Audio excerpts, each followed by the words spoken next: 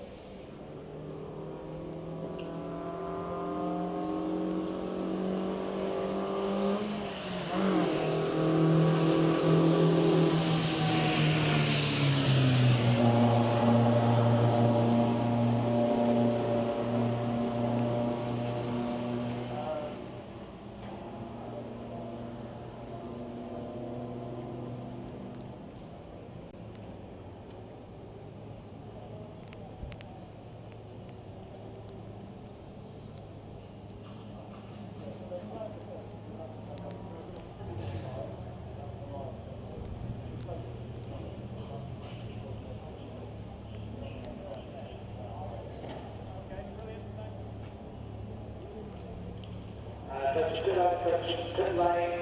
with the yellow group at the top making its way to pit lane. Yellow group.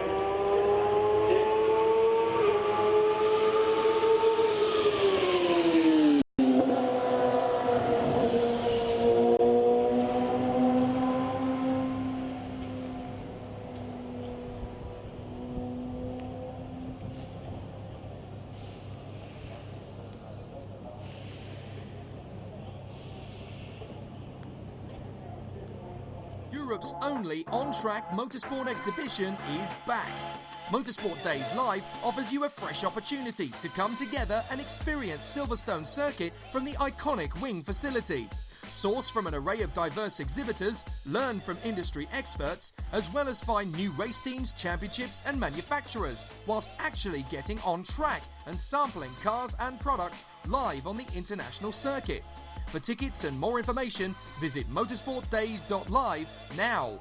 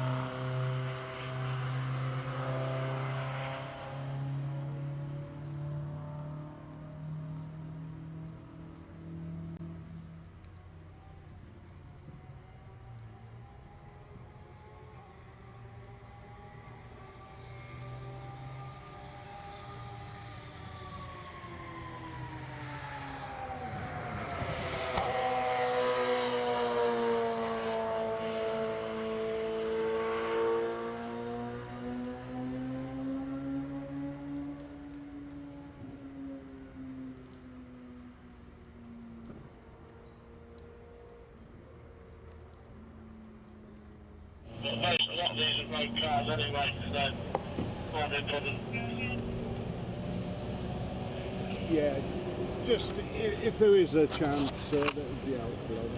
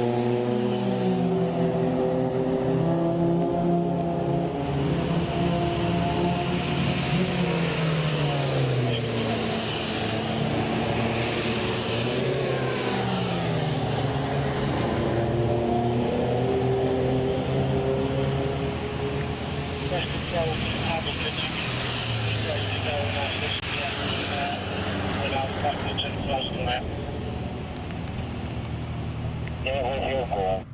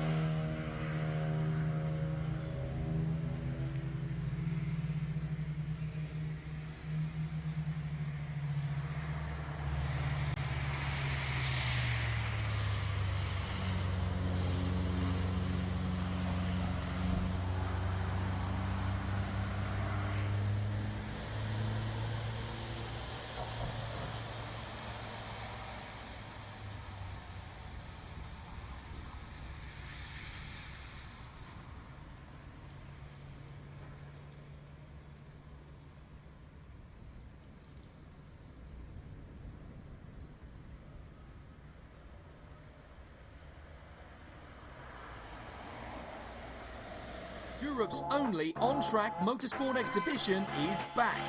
Motorsport Days Live offers you a fresh opportunity to come together and experience Silverstone Circuit from the iconic wing facility.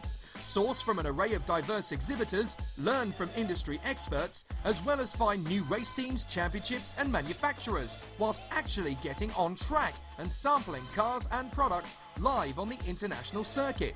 For tickets and more information, visit motorsportdays.live now.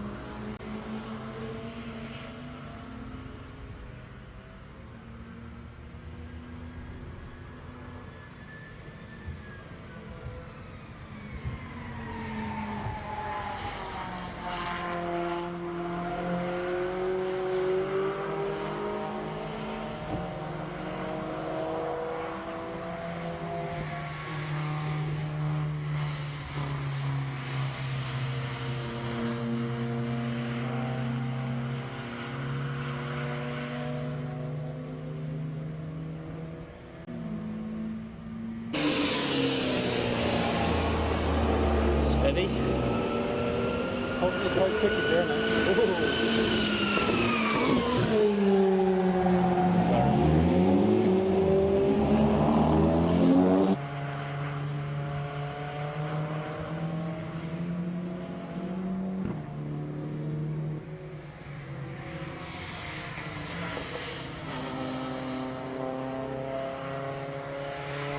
I was a bit worried about the decibel, so I'm not worried anymore. Course again. Of course, in the McLaren are the quickest too, I think.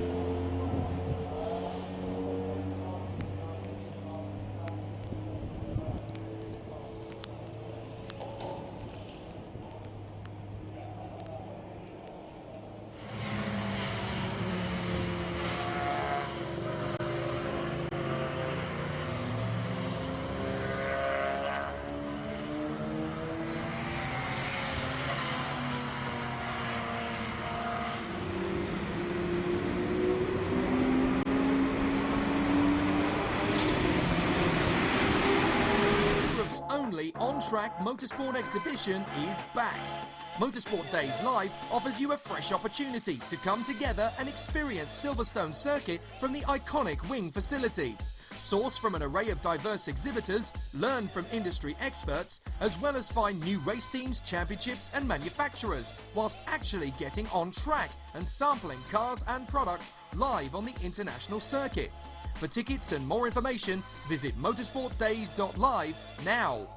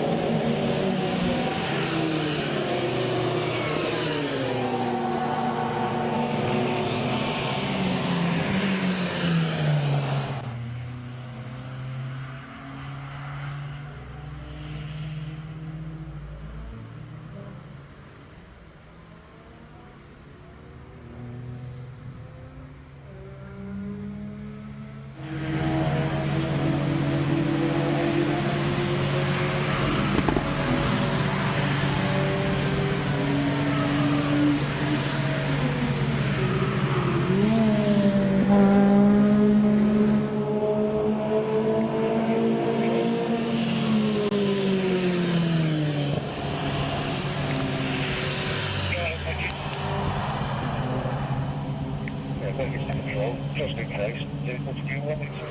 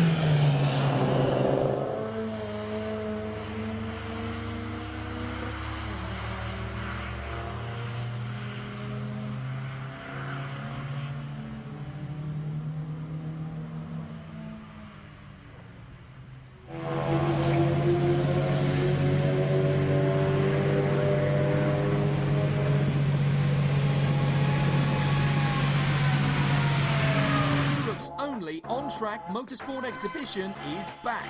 Motorsport Days Live offers you a fresh opportunity to come together and experience Silverstone Circuit from the iconic wing facility. Source from an array of diverse exhibitors, learn from industry experts, as well as find new race teams, championships and manufacturers, whilst actually getting on track and sampling cars and products live on the international circuit. For tickets and more information, visit motorsportdays.live now.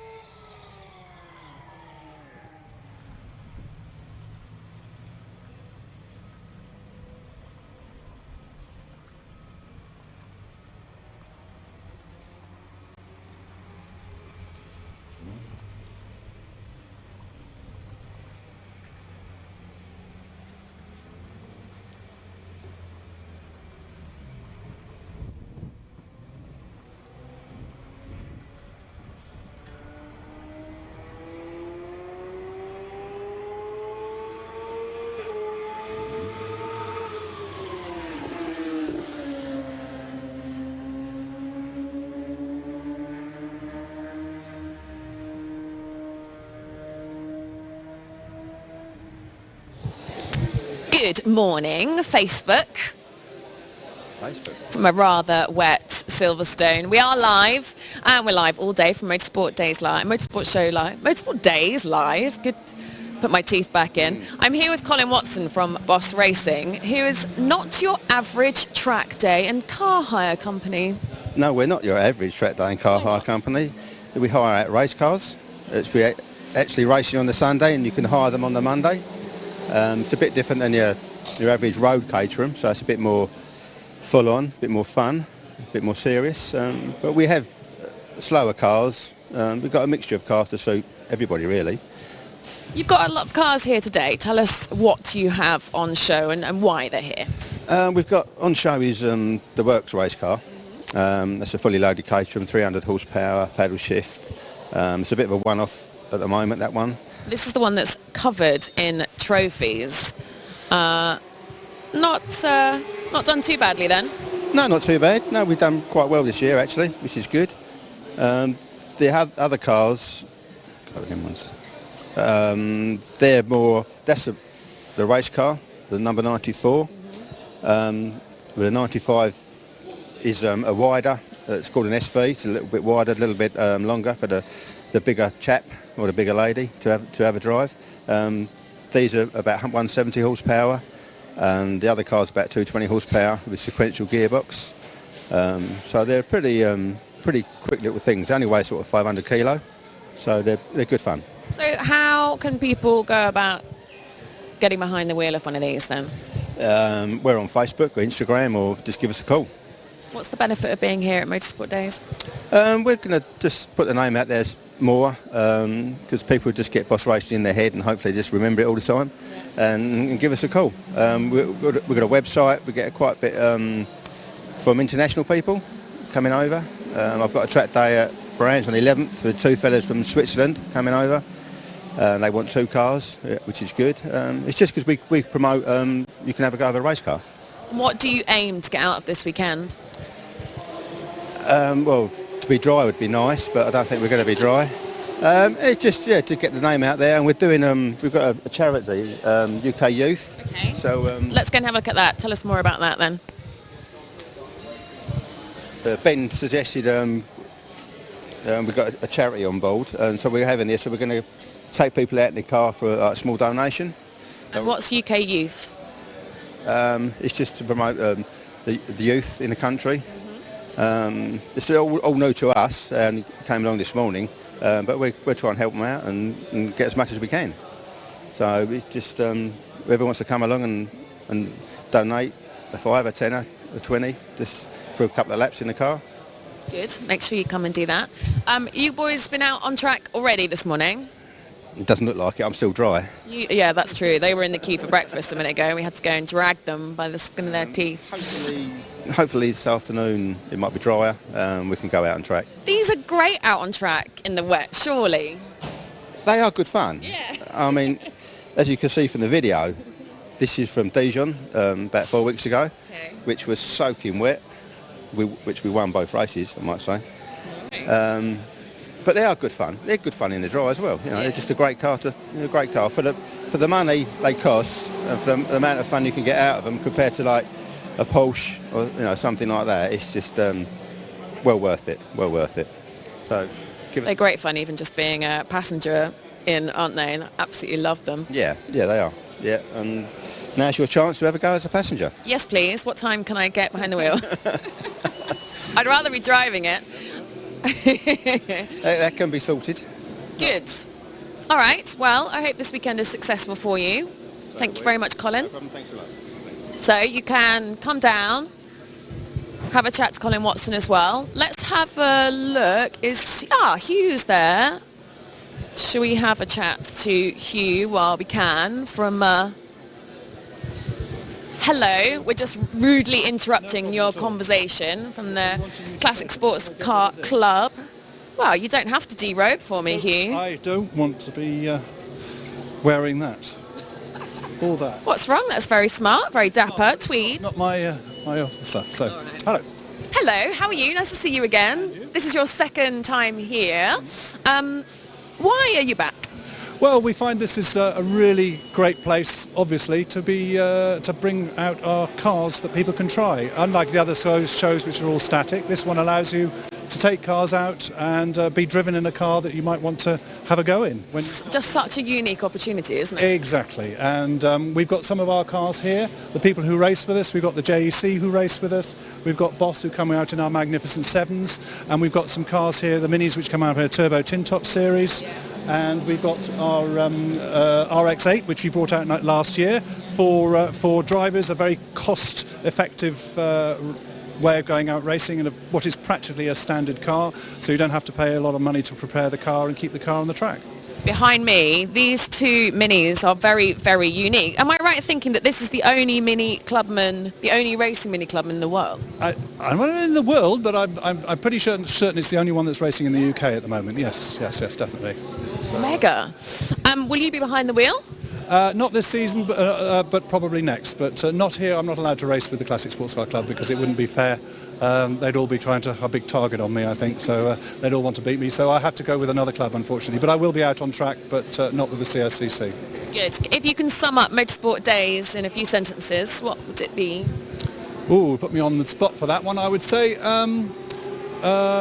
unique, interactive, and a great thing for Club Motorsport, I'd say. What he said. Thank you very much, Hugh. Let's have a little look around these Minis while we're here, because we can also find out a little bit more about them. You just said about the Minis. Tell us more. So this Mini Clubman here, it's the only racing Mini Clubman in the world. Yeah, I was right. Yeah, it's never been done. Mini Challenge Germany made one, but they never raced it. They used it as a safety car. So it's running 1.6 litre turbo engine, around 280 horsepower. This one behind us, it's the R53 shape Mini, which is the supercharged one. So it's running around about 240 horsepower, built by Kevin Fulbrook, who's in the car now. And he built both of these. So yes, a little bit different to have a Clubman out.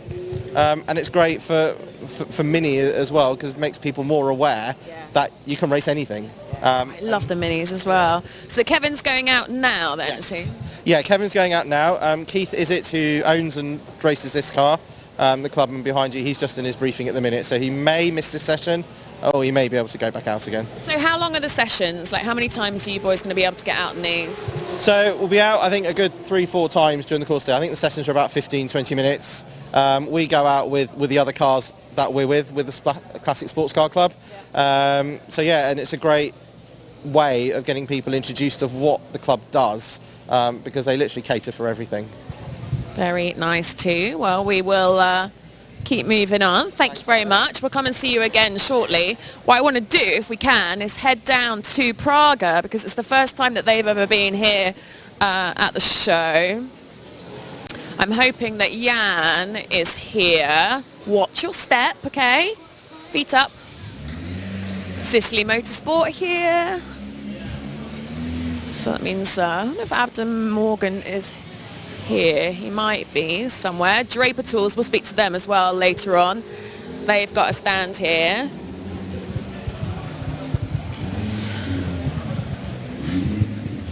So, Jan.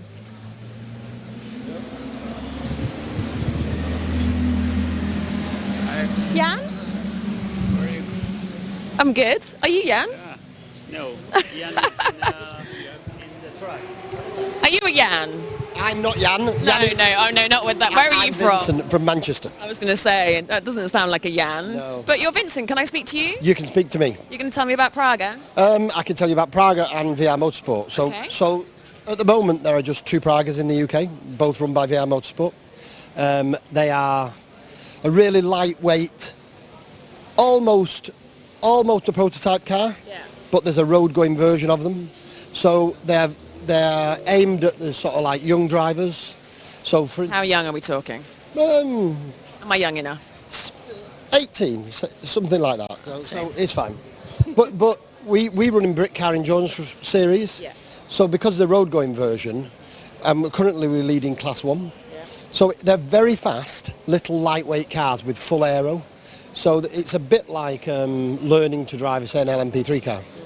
That's it, and the idea is because they're not anything like the cost of an LMP3 car, it's a good step from if you're driving Ginetta or Radical or whatever else into the world of aero driving. God, that's absolutely incredible. Praga's really actually quite unknown. I mean, I've heard of you, but I don't know much about Praga. But actually, you've been making cars since like 1907 or something crackers, Yeah, right? They've been going a very long time. They make cars, they've made trucks, they've made planes, they're one of the largest kart producers in Europe. They're a sizable company. The racing division's relatively small, but they have a massive R&D, and they obviously built one road car, and I know they're looking at building another. They're a really interesting company to work with, really good to work with, and quite forward thinking really. When are we going to see these cars out on track? In about half an hour. Good. So That's what we like. we've been out once already. We've got all brand new drivers, so everybody arriving here over this weekend have never driven the car before. Oh, wow. So that's a bit of challenging for me, Yeah. but I think the ones we've had so far have really enjoyed it, and hopefully they'll continue to do over the rest of the day. And how are the cars handling in the wet here at Silverstone? They're very good in the wet. Obviously the drivers have got a lot to think about. It's a very different car to what most of them have driven. So they have, on a 15-minute session, they're probably spending the first half of that just getting the head around the car. Yeah. So, but they're easy to drive in the wet, relatively easy to drive in the wet, because you've got so much grip. I don't think we will expect to see any driver antics. Let me put it that way. I think they'll all be, hopefully they'll all be well behaved and they'll really enjoy it. What do you hope to get out of this weekend? I'm trying to promote VR Motorsport, obviously, and Praga. These cars are so good. They've not had the exposure in the UK because we couldn't race them in the UK because they didn't have a roll bar in them. They're full carbon monocoque tub. So VR designed and put a roll bar in to run in the UK. And now they're just really being seen racing for the first time and the real capabilities of them.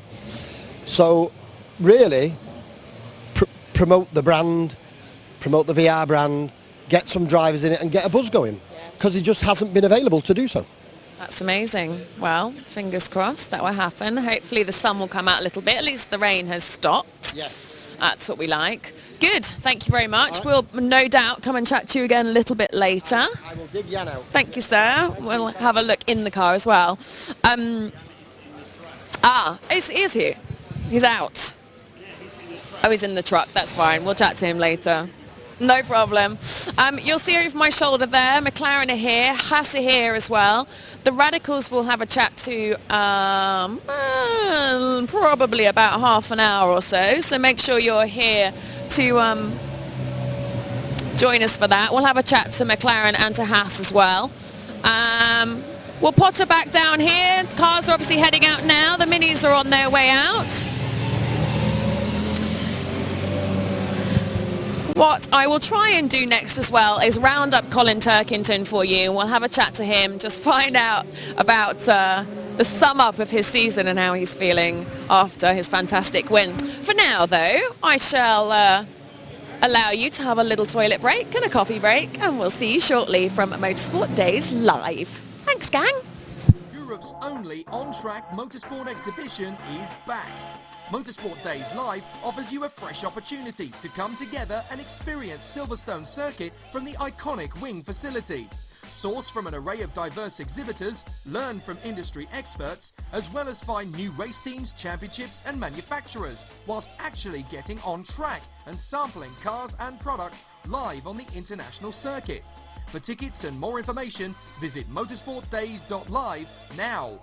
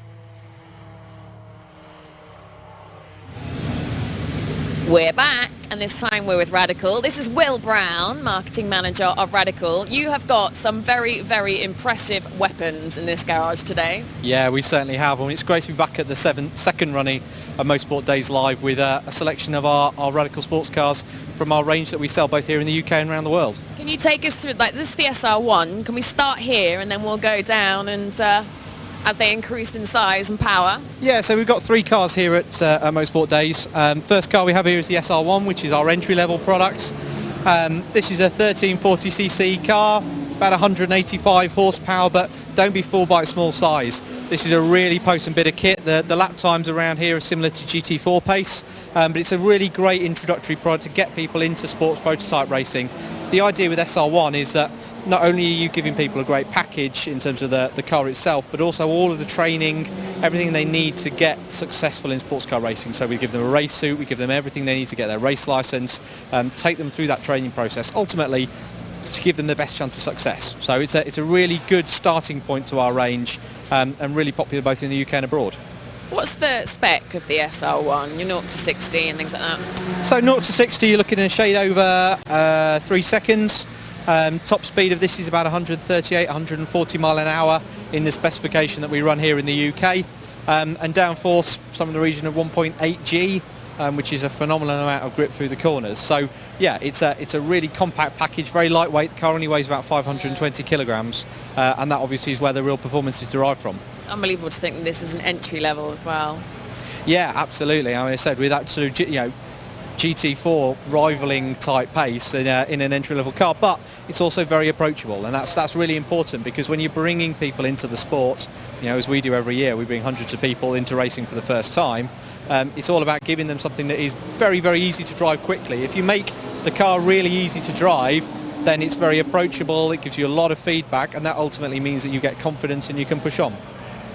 Good, okay, so you've got 2 SR1s, and now for my favourite. This is an absolute weapon, isn't it? Yeah, so here in the middle, this is our Radical Rapture. So we launched the Rapture at the Goodwood Festival of Speed this year. And run up the hill, it was unreal. Yeah, fantastic, wasn't it? And real sight and sound to behold. So yeah, this is our new track and road car product. So this is actually road legal as well as suitable for the track. As you can probably tell, very similar sort of lineage in terms of technology, chassis technology, aerodynamics to our race car range, but in a road legal package. So this uses the Ford turbocharged EcoBoost engine. It's about 350 horsepower, a huge amount of torque. So I mean, this is a real formidable track weapon, about 165, 170 mile an hour, and 0 to 60 in the high sort of 2.8, 3 second mark. My word, and I cannot believe that is road legal. Everything about it screams downforce and speed, doesn't it? Yeah, and it's crazy at the same time, of course, I think in a track day car and track focus car, you've also got things like electric mirrors, you've got a heater in there, 12-volt socket, all the things you wouldn't expect to find in a super stripped-out track day car, and yet the car only tips the scales at about 725 kilograms, so still dynamically super spectacular. I get to have a ride in it tomorrow as well. Have you taken it out yet this morning? Yeah, so the Radical Rapture's been out this morning. One of our long-standing customers has come all the way from Canada to test the car, obviously blown away by the performance, and he's driven a wealth of different models, including the SR3, which of course is the other model we have here as well. Yes, okay, let's keep going. What was it like? How's it handling the Rett, whatever word that is. And I was going to say the Wayne. The Wayne and the Rett, how's it handling that? Well, the guys who've been out on track so far have commented just how grippy it is actually, which is great considering it's not the best conditions today. Obviously it's been a bit wet and drizzly this morning, but no, everyone said that the circuit is actually really grippy, which is great obviously for people trying these cars for the first time. The great thing about the partnership that we have with Hankook as our official tyre supplier is that we've got a bespoke tyre package, and that's really designed specifically for the car to work in tandem with the rest of the package. So that's what, again, is all part of that confidence-giving package, is having a tyre that works in harmony with the rest of the car. Yeah. So yeah, we're standing in front of the SR3 here, and this is our long-standing best-selling car. We've been selling the SR3 since 2002, and there's around 1,200 of these in racing and track day activity around the world. Yeah, mainstay of the range, 2-seater car, a little bit bigger than the SR1, powered by 1500cc motorcycle-derived engine, so about 260 horsepower at the flywheel. This will generate up to 2.1 G in the corners. Real face-sapping, real extreme cornering force. It's a formidable track day car, isn't it? Yeah, this is a really, really quick car, and the great thing about the SR3 is it flatters both the beginner and the sort of seasoned professional. So when we run our championships, and pretty much all of our international and UK championships permit the Radical SR3, it's kind of our core model for all of our racing. A lot of it is a two-driver format, so you have the option, you can either race on your own or you can race as either an Am-Am or a Pro-Am pairing. And the great thing about the SR3 is that it's a really adaptable package. So whether you're coming into the sport for the first time and getting to grips with this kind of car, the SR3 is great for that. But also, even if you've spent 20, 30 years as a seasoned professional, it never stops teaching you new things. It's kind of it's almost the race car for life. I'd quite like this to be my race car for life. Good. And whew, it's possibly the hottest car in the garage, that one. Yeah, so we've got two SR3s in here. So this fantastic livery here, and this is a special edition one here with the silver chassis. Yeah, so we're using these for test and trial days across the weekend. We've got about 40 trial days booked in over the next 2 days. Wow. So yeah, busy time for the team. So they're just about to head out now? Yeah, just about to head out now. So the Radical Works team are just getting the guys comfortable in terms of the seating position, and our track instructors, and we run, as well as Motorsport Days, we run somewhere in the region of 20 of these trial days across the year where customers can come and experience the product. Motorsport Days is a fantastic event because it sort of brings us to an audience of people who are looking for next year, and it's difficult often to find the advice and the guidance you need when you're looking to get into racing or you're looking to get involved in track days. To find all that information in one place, this is such a valuable asset. It's such a great event to have, to be able to find teams, to find constructors, to find driver coaching, to be able to find people that sell race kit, all that, all the ancillary stuff that you need behind the scenes, in one place is fantastic. So no, we're really pleased to be here again, and look forward to looking after all these people across the next 2 days. Thank you very much. The gentleman that's in there right now, who is he? What's his background? Is he a newbie? Yeah, so we've got a mixture of newbies, we've got a mixture of seasoned racers as well. So I believe we've got a couple of guys coming in from Caterham that are testing in the next session. We've had some drivers that are looking to switch from the tin top formula as well. But quite a few people that are looking to make the step from track days. So a real mix of different drivers, different abilities, and obviously we've got the range, the breadth of the range to...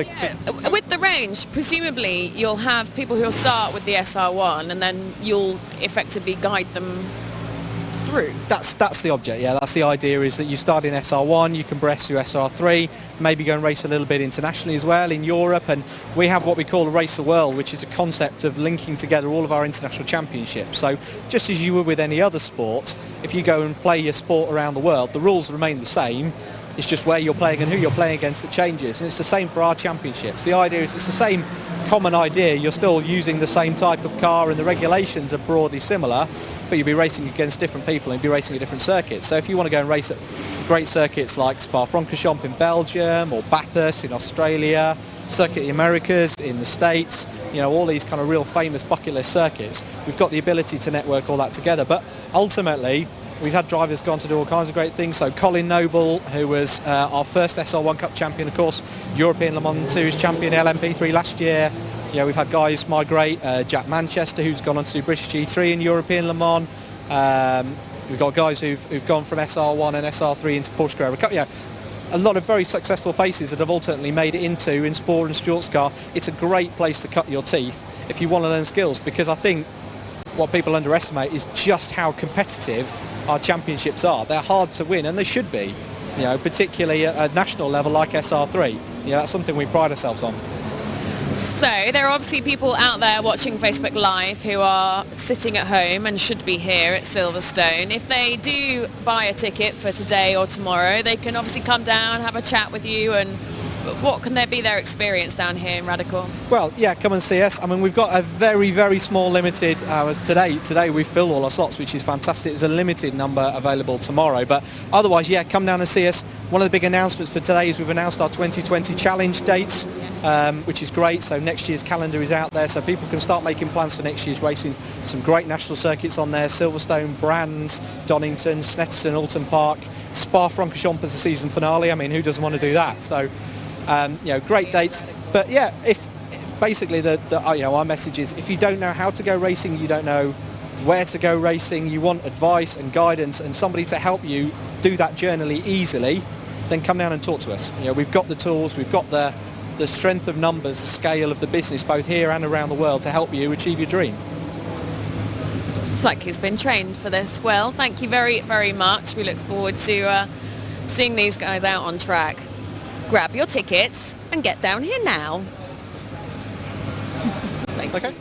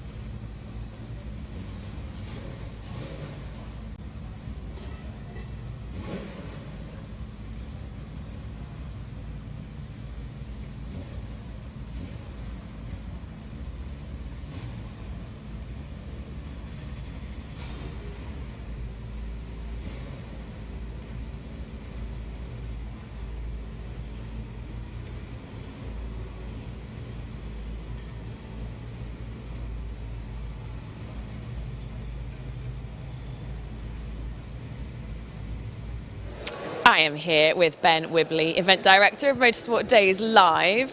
This event has escalated somewhat, hasn't it? Absolutely, yeah. It's hard to think that obviously last year was its the first event we had, and this year moving into second year, and it's changed so much. I mean, we've got 150 exhibitors, so we've gone up over a third compared to last year.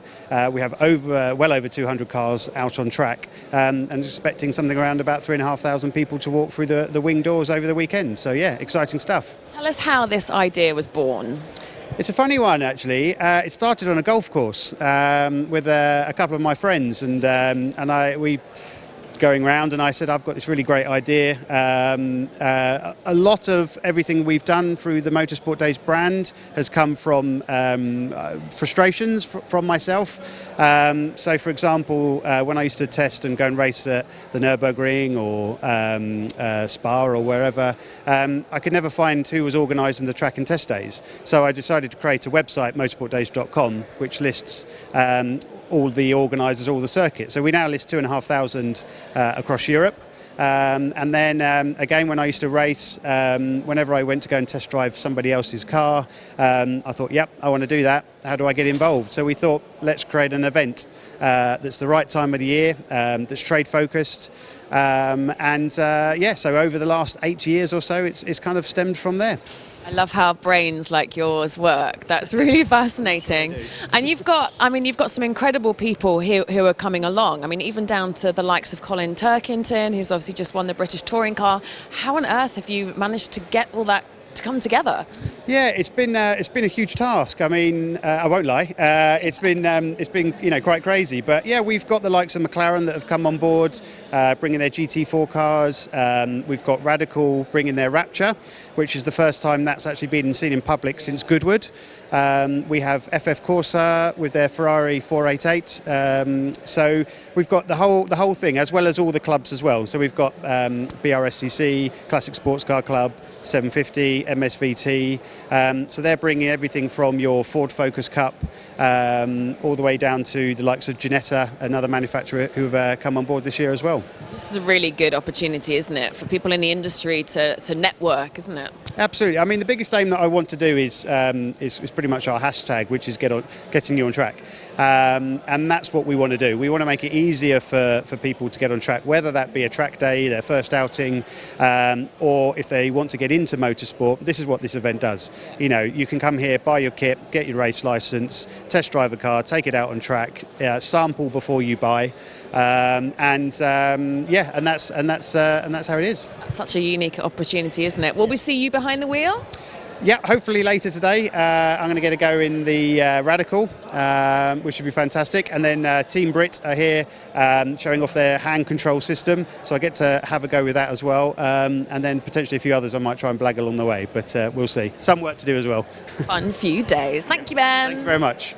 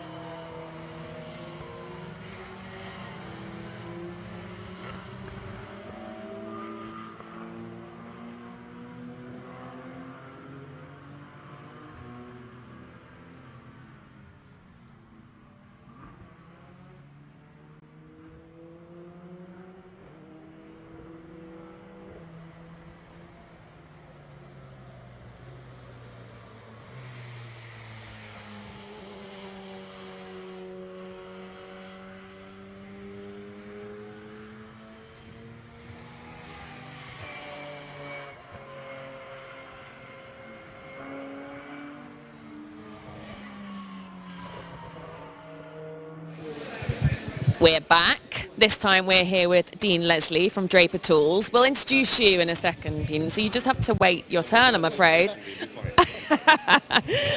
Dean, you are in charge of Draper Tools, aren't you? Well, in charge of today, yes. I wouldn't say entirely of Draper Tools, but in charge of today, yeah, today's outcome. And we've got ProDrift with us out on the track, here to show our brand and talk about our new gun that we've got launching into the network. Hang on, your air tools, power tools, hand tools. Hand tools, garage equipment.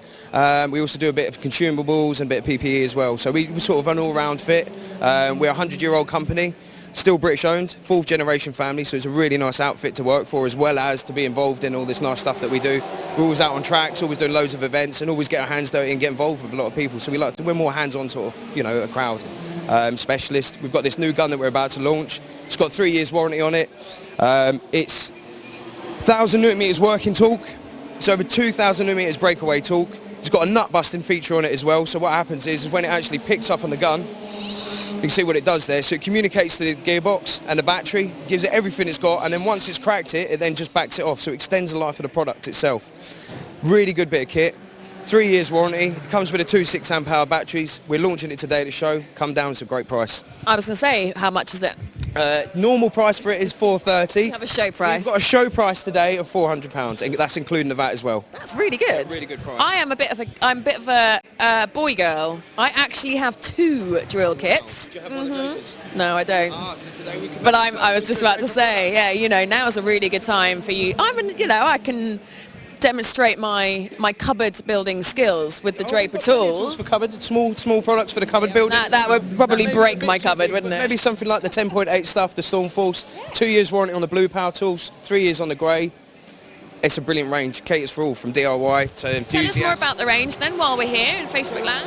Right here we've got sort of your testing equipment. These are ideal for the guys when they have the problem on the track. They can come, they can see the pressure, if there's oil pressure, or perhaps you've got a cylinder problem. They can check it, obviously make sure whether they're stripping the car down, they've got that, got that problem with it. Got a great range of lights. These lights here are absolutely indestructible. We can smash this with a hammer and it won't break. So where the garages, they drop them on the floor, they get kicked around. That will not break. It is nigh on indestructible. We've got one in the van if you wanted to see. We can smash it with I was just about to say, can we actually do that, please? Because that does make... If I can just grab my colleague. That would be fun. Hammer, light, smash. Yes. We'll show you that as well. Good. We've got the D20 range as well, which is going to be our sort of penultimate battery tools. That range is going to grow and grow and grow. We've also got a nice little pressure washer in there, ideal for the guys when on the track. Just come straight back in. You don't need to plug it to a hose. You don't need all the electricals. It just runs off, off the battery straight out of the bucket. You've literally got everything, haven't you? This is only a few stuff of what we do. I mean, obviously we've got the vans there that we go out on the road with. Matt's here is going to show you the hammer. And Look, you actually do. Yeah, go for it. Right. Okay. Good. Oh my word. Oh my word. You actually broke the hammer there. Yeah. Come on the floor, they get kicked around, maybe get drove over or something. That's just been smashed with a hammer. It's still working, so great product. How beneficial is it for you to be here this weekend then? I think it's great for us. We get to be down here in amongst it all. We get to work with ProDrift, obviously our partners, and get to experience and get to talk to people face to face. I mean, that's what it's all about really, is talking to people face to face, showing them products and showing what it's all about really, I mean, for a 100-year-old company, we're still here and we're still going strong, so. You look good for 100 as well. I know, I'm really doing well for 100. Yeah, I do try and, blemish a little bit, use a bit of makeup and that, but yeah, I do try my best. Tell us about your link then with ProDrift. So ProDrift, we met 2 years ago at Autosport. And we sort of just had a little talk. I'm into drifting myself, so that's where we sort of got the conversation, and we worked that they sort of, their audience is the younger generation. We're obviously trying to get into the younger generation, so it was a great partnership, and it works really well. Whenever we do an event, they'll support us. If we do an event, it really works as a partnership rather than just a sponsorship. There's your name on the car, see you later, goodbye. We really get involved with people, and that's really what it's about. It's no point just standing back and letting everything happen for you. We like to be involved. Tell us about Peden. So Peden, I've only just met today, but he is, as you can see, one of... How's this friendship going? Is it all right? It's good. He's a nice guy. He's very polite. He looks all right. He looks like a friendly human. Very nice. And, I'm very nice. Lucky to get to go out in the car with him today as well, so it'd be nice to experience it like yourself as well. Yeah. Is it lucky? I wouldn't necessarily categorise it as lucky. Brave, yes. Lucky, I'm not so sure. But look, we Listen. Are you going out before or after? Are you coming out? Yeah, so I'm actually also, I'm going out about 3 o'clock. What is the plan for that? Look, I mean, I think drawing a plan right now is a bit premature. What we'll do is we'll take one of the Pro Drift Academy UK cars out. And look, I've never drifted before, so your guess is as good as mine. I've never been to Silverstone. I've just done 2 laps earlier on. Do you have your driving license? Yes. Well, I had to sign on, right? Well, I must give you your license back, actually, yeah. Yeah, no problem. So what we'll do is we'll go out in the cars and we'll have a bit of fun. It's wet here, but the tarmac at Silverstone is actually quite grippy, even though it's wet, right? So we just have to go faster. Okay. That's basically the plan, right? But I mean, it's fantastic to be here, and thanks to Pro Drift UK for having me here, and Draper as well. I know nothing about tools, so you say you're a bit of a boy girl, I'm a bit of a girl, right? So all I do is I use Draper tools, and that's it, right? But anybody can come along here this weekend and come out for a passenger ride with us here in the cars, and it's a lot of fun. So we hit about 110-15 in the back straight, and then we'll try and launch it into a corner, and hopefully, I mean, there's some good runoff areas here, right? So hopefully we come around the right side up. Yeah. See, that's another good reason to get your tickets. Come and join us today or tomorrow, because you can get beside this gentleman here. He does have a license, and I assume a racing license as well. You know, you're in fairly safe hands. Thank you, Dean. Peden, can you tell us about the cars that you actually have here while we're by them? We might as well. Nissan is one of the best weapons on the planet. It is. So in competition, I use a Nissan, also a different variant to this. This is a 350Z. So inline. I would actually like this as my shopping car, as well. You know, as well as a track car. I just want this all the time. Are we talking like Tesco shopping, or are we talking anything? Just everywhere. This is such a cool car. So you can pick these up for relatively little money these days, actually. So it's a V6, 230-40 horsepower. And they're really comfortable as well, actually. So these cars are fitted from an instruction perspective with the Pro Drift Academy. So they teach people how to drift, essentially, and the art of drifting. But they're fantastic out of the box. It'd be great for shopping and great for Silverstone at the same time, right? Which is ideal. I mean, what else would you want, really? It has no back seat, so there's a great big boot area here as well, which is fantastic. But the cars are a lot of fun. Yeah. They're challenging to drive because they're a little bit heavy. But they're an awful lot of fun, and they can go quite fast, surprisingly. And so if people come down, what can they expect from you guys? Right, so a person comes in, gets signed on, comes out in the passenger side with us. What we typically do is, and now that I've had the first run here, and genuinely I've never been to Silverstone before, so this is my first time driving here. It's big, it's a lot of fun, which is great. So you can expect to get strapped into a seat, 100 miles an hour down the back straight plus, and then we will pull the handbrake at the end of the back long straight and literally fire it in full throttle around all the bends. So imagine going down the motorway at 70 miles an hour, add on 30 miles an hour, then pulling the handbrake, essentially. That's what we do. And add on some rain as well. Yeah, well, that makes it a little bit more fun when you come to try and stop, right? So hopefully it won't be an issue here this weekend. That's amazing. I strongly recommend it. 3 o'clock, I think I'm going to be strapped in beside you. Eat something now, right? Let us settle for a couple of hours. No drinks before, and then come out. Yeah, come out for a passenger lap. Good. I look forward to it. Thank you very much, Peden. Have a very useful rest of your day. So there we are. So many good reasons to grab your tickets now. Come on, do it.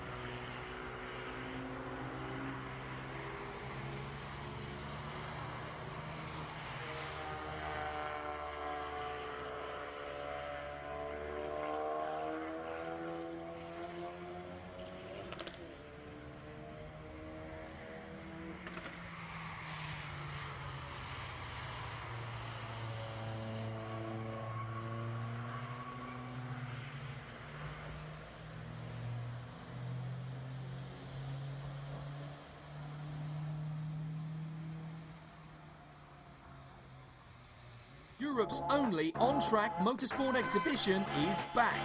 Motorsport Days Live offers you a fresh opportunity to come together and experience Silverstone Circuit from the iconic wing facility. Source from an array of diverse exhibitors, learn from industry experts, as well as find new race teams, championships and manufacturers, whilst actually getting on track and sampling cars and products live on the international circuit. For tickets and more information, visit motorsportdays.live now.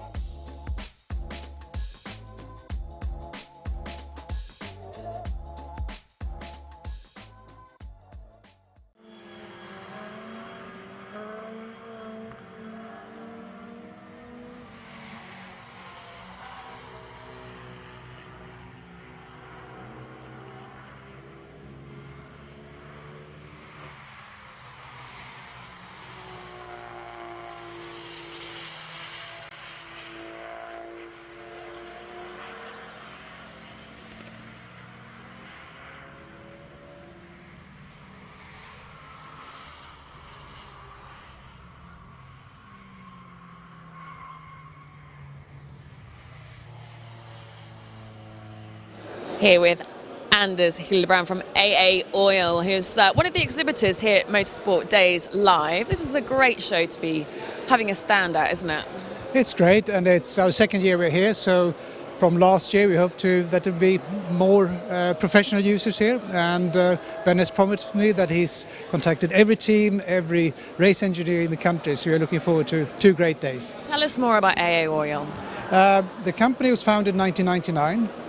We started with representing 76 lubricants and oils, and we did that until 2003 when 76 withdrew from NASCAR. And at that point Sunoco stepped up and took their place, and we thought, well, okay, we'll take the Sunoco brand then. And since then we have sort of grown and grown, and we supply over 20 championships today with control fuels. We sell a lot of fuel to individual racers. We represent Sunoco in Europe and Middle East. So we have lots of distributors all over the place. We also represent driven racing oil, which is a very special oil specifically designed for race engines, performance engines. Doesn't meet any standards, because today's standards you have in oils, they're made for road cars basically, for long service intervals, whereas a performance vehicle, race car, you need oil to protect the engine, give more power, make the engine run cooler, etc. So we are very happy with that brand, and that's growing year on year. So I was just about to say that the brand is growing year on year. We see your logos absolutely everywhere. I mean, you sponsor quite a lot of race teams, don't you? We don't sponsor race teams as such, but we are involved with the championships. Yeah. And as part of that, we also run the Sunoco Challenges, the Sunoco Wheeland Challenge, the Sunoco 240 Challenge, where we every year take races to Daytona. And it is not a committee who chooses who's going to go. It's actually based on pure performance. And the races, you have races from Radicals and Minis and British F3, British GT. They all challenge each other by getting points where they finish. They get points for pole position, points for fastest laps. And then we divide their totted up scores with the number of race meetings. So that gives an average, and the highest average point scorer wins the race seat. So this year we have from British Formula 3, Jonathan Hoggard, also one of the now Aston Martin Autosport nominees, won the Sunoco Wheeland Challenge, and he's going to race in a GT3 car at the Rolex 24 at Daytona. And then we have Robert Dalgleish from Mini Cooper Pro. He's going to step up from 130 brake horsepower Mini Cooper into a BMW GT4 car and race it on the oval. So it's quite cool prices, and all paid for. Tell us about your stand this weekend. The stand? Well, it'll be on hall 2, stand number 242. We have quite a small stand here, just to see how the show grows, basically. And we have the driven oils and some Sunoco cans here, and hope to talk to a lot of excited racers and team managers. Well, very best of luck for the weekend. Thank you. Thank you very much.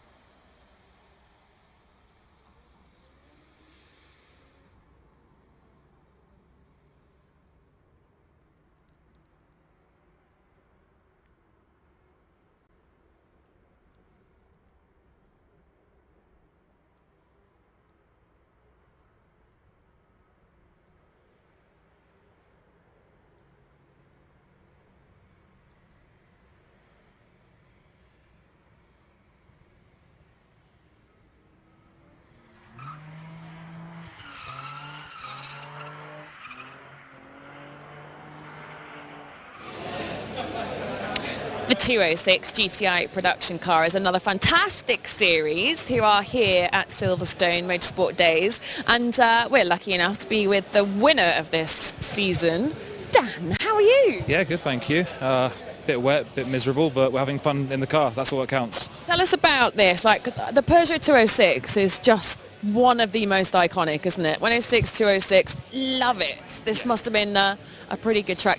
A pretty good car to be racing this season. Yeah, it's great fun to drive. They're very friendly to you as a driver. They don't bite so hard as much as you can learn the car and manipulate it the way you like. So it's a brilliant track car. It's got just enough power to. It's not the quickest thing in the world, I'll be honest, but it's got enough power to have a lot of fun on the track with close racing with each other. So that's what we aim for. Tell us about your season. It's been disrupted but good. Started the season off well, two third places in our first meeting at Brands Hatch. As I just told you off air, I had that crash at Silverstone. That ruled me out for a few rounds, but I've come back and I've scored podiums every round, including finishing the season off with a win at Donington 2 weeks ago. That's a great way to finish it, and I'm presuming it was pretty wet and grotty in Donington 2 weeks ago. It was on off, but during our race it was nasty wet. Yeah, it's properly slippery out there, so it just adds to the fun, really, doesn't it? So I know that you're based in the Netherlands, aren't you? So you flew in for this weekend. What's the benefit of you being here for you this weekend? For me, it's as a driver, I'm helping to promote our series, to show people how much fun it is and how close the racing can be on the track. Otherwise, the series itself draws to me because, like I said, the close racing for the cost. The cost is the key thing for us. It's probably the cheapest sprint series you'll find in saloon car racing. So to be able to come in, a weekend will cost me maybe £500, and that's me travelling in, racing and leaving again. That makes such a difference, doesn't it? Because there's, the opportunities are so limited for people who are coming in who perhaps aren't, dripping in wealth, if you like, and so it's good for people to realise that there are opportunities out there. Absolutely, yeah. It's not strictly for the rich, but let's be honest, it does cost a few thousand a year. It is still motorsport, it still does cost money, but it's about as cheap as you can get. That's what we aim for. You talk about the close racing and about, presumably there's some fantastic camaraderie down the paddock. Like, how many are racing and what's it like? So on the grid this season, we've had about 10 cars of meeting average. We've got about 14-15 cars built and registered. So with that, we're all good mates, really. That's the key point. We turn up, we all park next to each other in the paddock under the awnings, and we have a laugh. We help each other fix our cars if they break. We sometimes give hints on a setup, depending how well you're doing, obviously. And just the key is to have fun with it, to have close racing and enjoy it. What do you use it for? Are you seeing it as a stepping stone? What's your plan for the foreseeable future? Yeah, it was definitely, for me, it was the first series I ever signed up to a few years ago now, and it has been a stepping stone. Obviously, I've moved on I've done C1 racing, and now I'm moving on also with this to do 116 trophy racing, and then obviously in the future looking to progress into rear-wheel drive and sort of sports car. So it's a great place to start me off on the track. It's cheap, cheerful, and just absolutely everything I was looking for. You're here today and tomorrow, and then what? Yes, here today, tomorrow. And then Sunday, like I said, I'm testing my 116 trophy car at Donington on Sunday, and then Monday flying back out to the Netherlands. So it's a busy weekend for me. So are you full-time professional racing driver, land, or do you have to do real work as well? No, the Netherlands is real work for me. I work in aviation, so I'm based at an airport in the Netherlands, and that's where I make my money to go racing, to be honest. So. Very nice. That's what we like. Good. And where is your master? John is hiding over there. Hello, John. Let's go and grab him.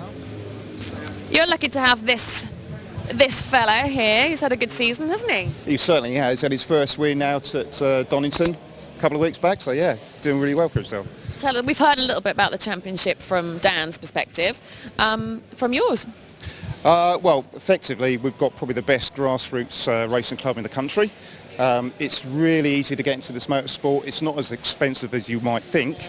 We were just saying, it's so hard, isn't it? But it's great that there are series like yours that offer people that opportunity. Yeah, I mean, you can get into this you can get one of these cars for about £3,000. I mean, if you look around, you're not going to get anything like that around here. I mean, added to that, I mean, our paddock atmosphere, as you can see, It's just absolutely fantastic. When we love the people that race with us. We've got people like Dan who have been doing a little bit of motorsport, and we've got seasoned drivers that have just been been racing bigger cars, and they've had enough of that sort of stuff that happens up there. Coming here, they just get everything they need now. What circuits are you going to next year? Well, hopefully we'll do the same as we did this year. So we'll be doing Silverstone, Brands, Cadwell, Mallory. If we can get here, that'd be really good. We really like the international circuit rather than the national, because the national can be a little bit samey, very similar to Brands. And if we're really lucky, get to Alton. So. Nice, that'd be good. So what's the benefit of being here at MSD? Well, exposure, really. I mean, we've been running this series now for probably 2-3 years. We started off with a few cars, but we really need to lift it up, get it noticed by people who are already in, like I say, in the motorsport. A lot of people go to track days, and that's what's important for us today. It's a track day event, getting people here that do it and saying, look, you can move on. And you can get into these. So what would you say then, to sum it up, to try and encourage those people out there who potentially aren't here today, for example, but are maybe thinking about going into racing? Absolutely. If they're not here today, people always want to come and see us race. I mean, again, it's very cheap and very easy access. Not like, I wouldn't say this with British touring cars where you have masses of people there and the tickets are expensive. For grassroots racing, it's accessible to everybody. Well, on that note, John, thank you. What time are you guys going out? We're going in about 10 minutes, I think, so getting ready for it. That's what we like seeing. Good. All right. Well, as we have said all morning, it's still time to grab your tickets and get down here. The weather is changing. It is improving just in time for you guys to go out there on slightly drier track. And also you can make sure you get your tickets for tomorrow as well. That's it from us. Europe's only on-track motorsport exhibition is back. Motorsport Days Live offers you a fresh opportunity to come together and experience Silverstone Circuit from the iconic wing facility. Source from an array of diverse exhibitors, learn from industry experts, as well as find new race teams, championships and manufacturers, whilst actually getting on track and sampling cars and products live on the international circuit. For tickets and more information, visit motorsportdays.live now.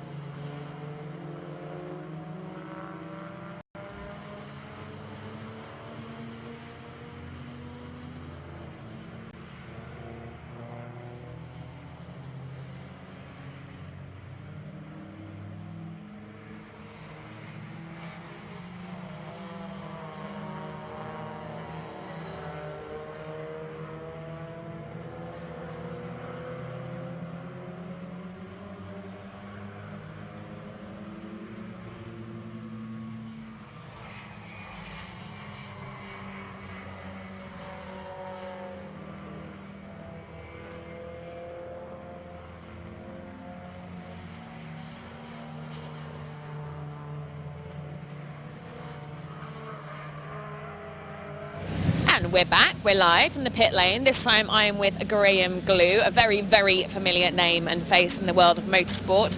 And they have a new championship called Series Elite, and I will immediately hand over to you to tell us more. Well, Series Elite we set up 2 years ago as a one-make series, and it's been interesting. We've been developing the cars. We've got 6 cars this year. We did 1 race. But what we've decided to do this year is, next year, is to join forces with GT Cup. So we'll have a Class A or GTA section for us to race in, and longer races, sprint race, endurance race. So the drivers that we have, I think that certainly appeals to them because they're going to get more track time. Yeah, one-make championship. How many rounds?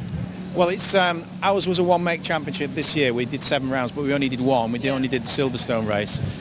We were going to finish off at Portimao, but unfortunately we decided to concentrate our efforts on joining with GT Cup. And we had a meeting with them a couple of weeks ago. It's been going 10 years. It's successful, and I think that's the way to go with these cars anyway. Okay. And so tell us more about the season and what your plans are. The season for next year, there's 7 events racing at Donington, Brands Hatch, Snetterton and Silverstone. And we will be doing our ice driving in March for all the drivers because we like to make sure that they can handle the car control side of this sport. And also we will be we'll be doing, well, we already have our sponsors and they're all very keen to join us in GT Cup. I went to the last race at Snetterton last weekend, and it's very professional. It's well organised, and it's just what we need, really. Yeah, the combination then of yourself and GT Cup, and presumably you've got other major heads on board as well. Well, Chris Hoy was supposed to be driving one of the cars in Portimao, but he's going to drive one of the cars next year. There's a couple of other celebrities going to pitch in and have a bit of fun, but I can't mention them at the moment. But that's what it's all about, getting celebrities into motorsport.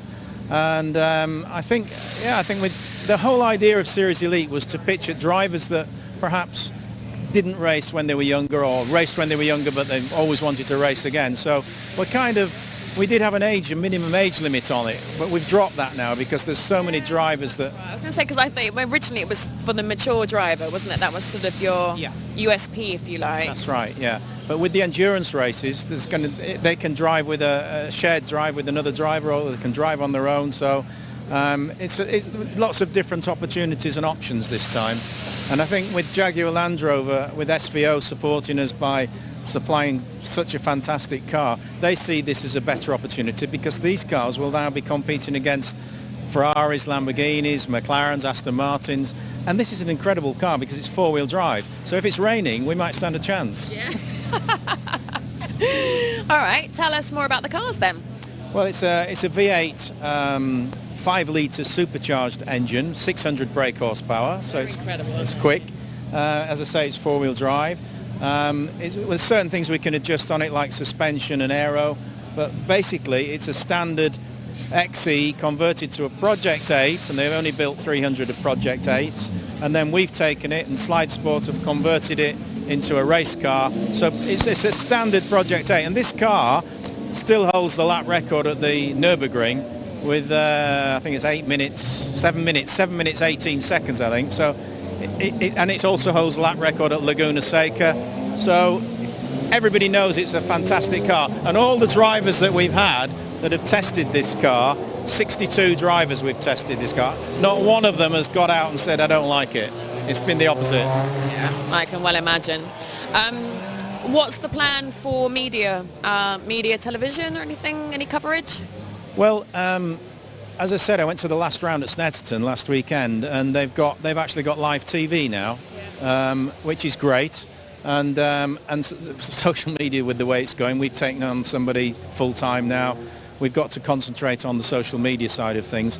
The other interesting aspect of this is there's a lot of interest from overseas. Okay. So I think to get drivers from the Netherlands, from Italy, from France, from anywhere, because we've had drivers from all over the place, including Hungary. 3 drivers came over, and they may drive a car, they may hire a car from us. They can buy a car. Jaguar Land Rover has still got some cars available, so we can convert some more cars and make the grid even bigger. What's the benefit of you being here at Motorsport Days? Well, we came last year and we tested quite a few drivers, and this was a good event because we tested the kind of drivers that we want in our series. And this year we've done it by invitation. You're welcome to drive a car if you want. Love my job. So lucky. Yes, thank you. But yeah, so the drivers we have are people who are genuinely serious about racing. Tomorrow there'll be a few drivers. Today, this afternoon, we've got a couple of drivers. So, and Ray, of course, Ray's our coach who's been with us right from the word go.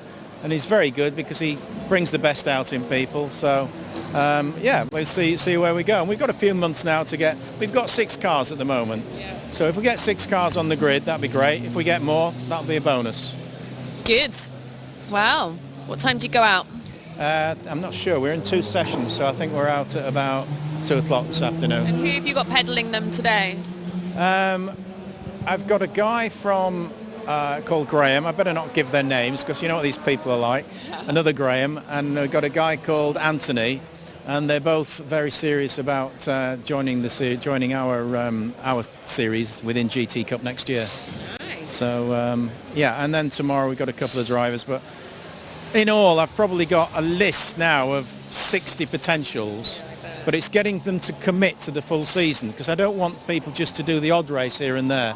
I'd like them to be able to commit to the 7 rounds, and if they can't do a particular round, then nominate another driver, or we'll find a driver for them to fill the space. Yeah. Because this year what I found was so many drivers, they've got people in business, people high net worths, they've got their own agendas. They need to go on holiday, they need to go on business, they need to spend time with their families. So I'm trying to get people to commit for the whole series. Yeah.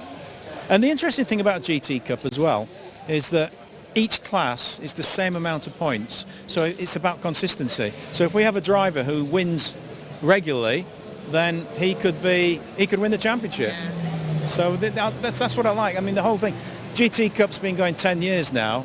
Hospitality's great, the people are great, and I thought, right, okay, let's do it. So we made that decision. And here we are. Very, very sensible. Good. Well, I look forward to seeing how it goes, Graham. Thank you very much. And have a great time here at MSD. There's still time for you to grab your tickets. There's still plenty of time today. It's only 12:30. Still early doors. Come down for this afternoon and or grab your tickets for tomorrow. Europe's only on-track motorsport exhibition is back. Motorsport Days Live offers you a fresh opportunity to come together and experience Silverstone Circuit from the iconic wing facility. Source from an array of diverse exhibitors, learn from industry experts, as well as find new race teams, championships and manufacturers, whilst actually getting on track and sampling cars and products live on the international circuit. For tickets and more information, visit motorsportdays.live now.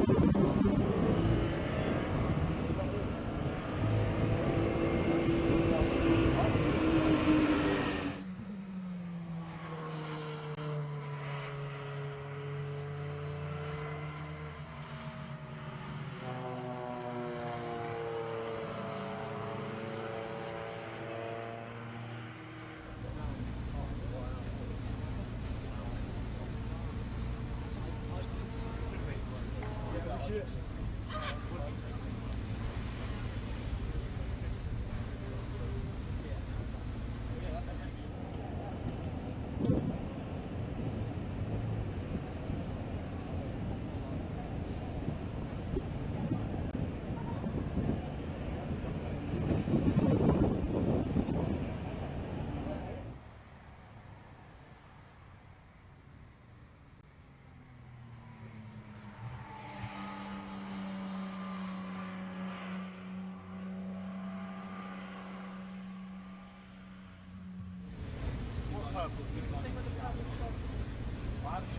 a mini.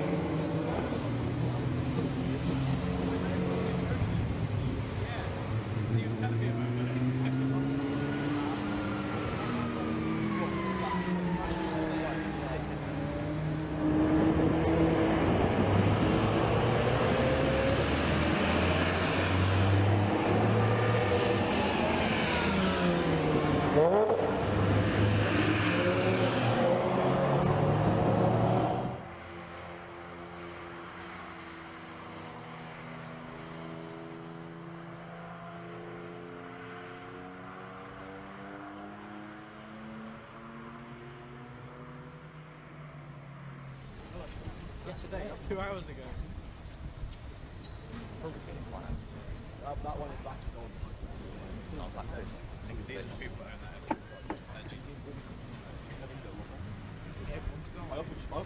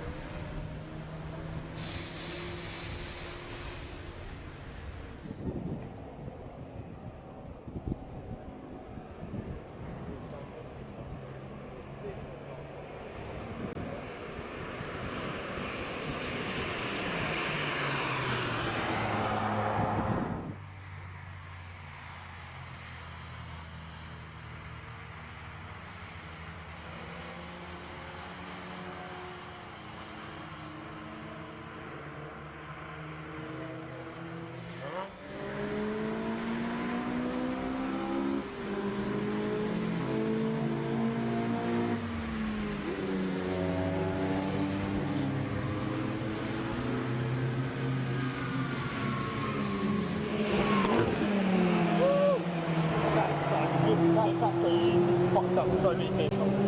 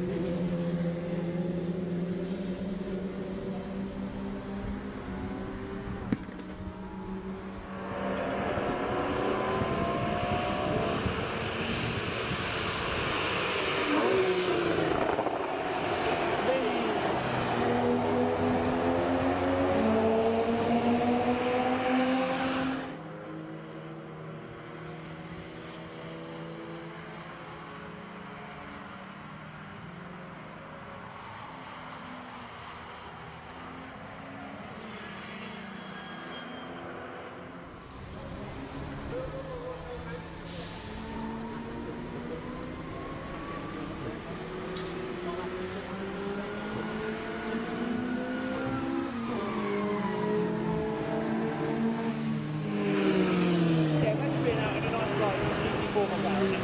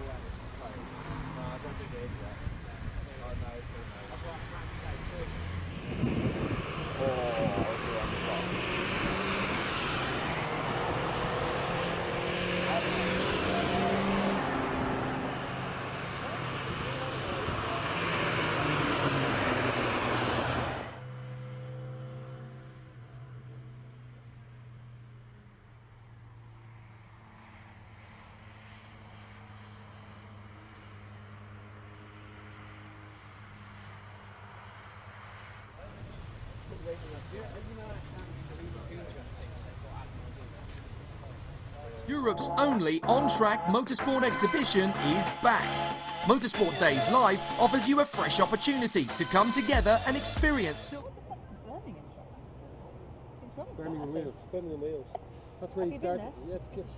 Silverstone Circuit from the iconic wing facility. Source from an array of diverse exhibitors, learn from industry experts, as well as find new race teams, championships and manufacturers, whilst actually getting on track and sampling cars and products live on the international circuit. For tickets and more information, visit motorsportdays.live now.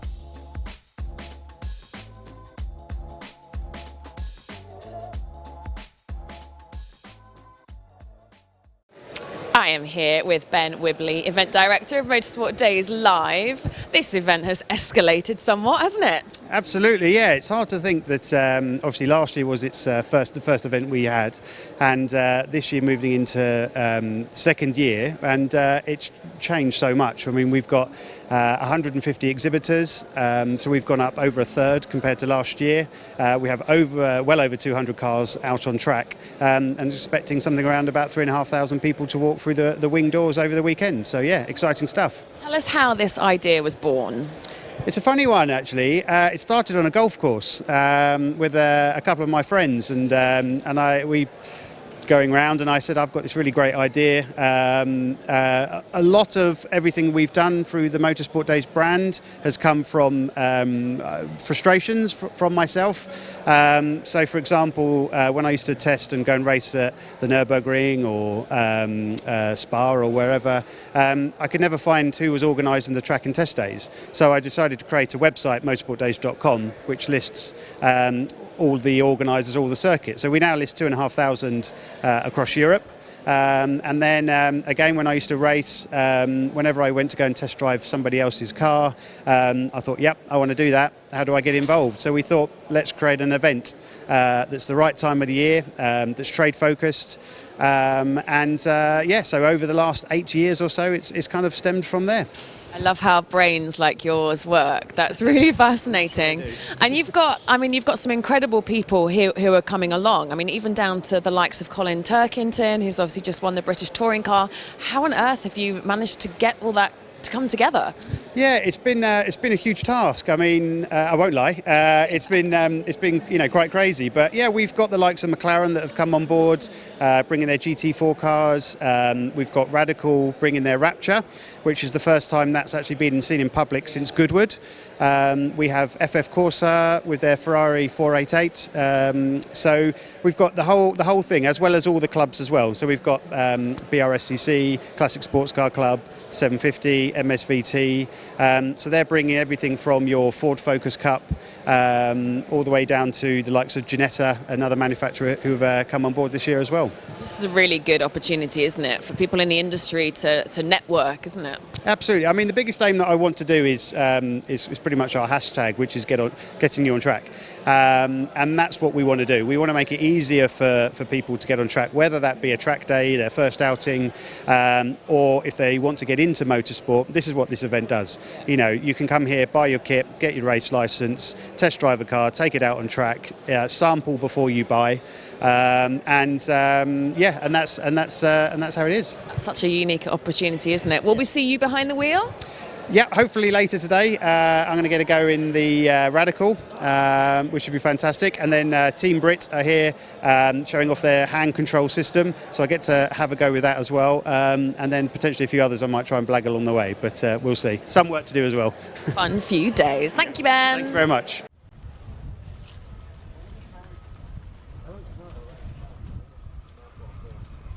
need to have a sensitive discussion with you. I'm getting told this by people I know in the industry that's affecting our business, and how you want to deal with it is up to you. But I need to feed this back to you so that you're aware of it.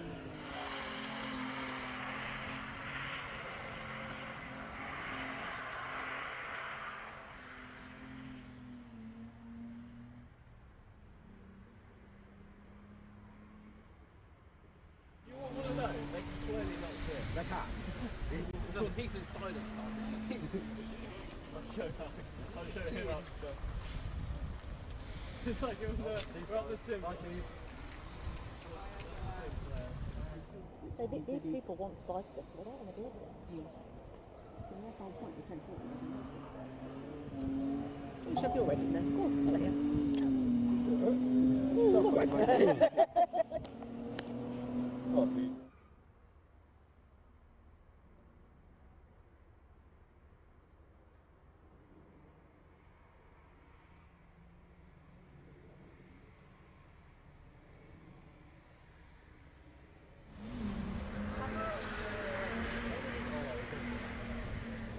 We're still on 24%. Is that limit stay on 24% now? Fucking ages. It's down 24%.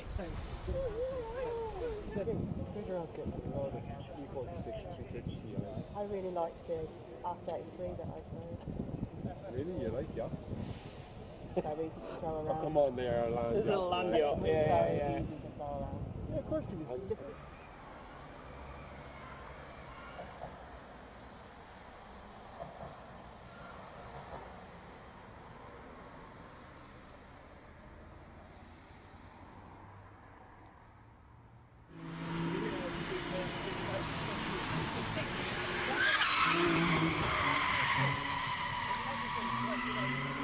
He ain't sending it back. He's too scared. He's too scared. He is. He's a bit like too scared. If they come with a 368 stand, Let's go get silver. okay, that's the attitude you need to have. He's on the trailer. All we've got to do is go back, pick him up. 2 sets of cars, I can manage.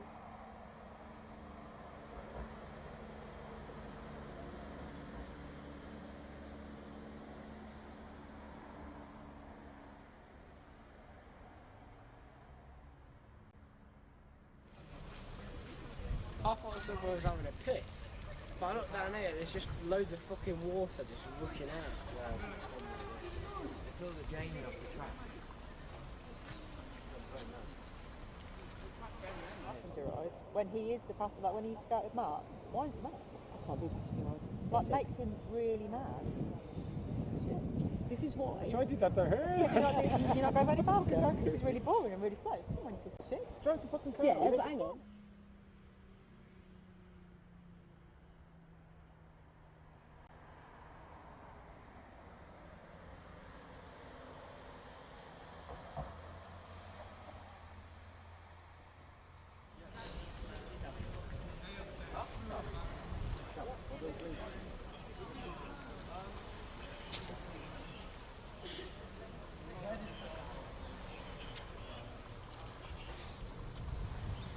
And we were on the grass. Not really a track you want to be going on. And he goes to me, we're off here.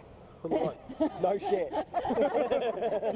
What came You've already done it. We're going, lads. And we were, he hasn't actually, has he? No. We were properly off as well.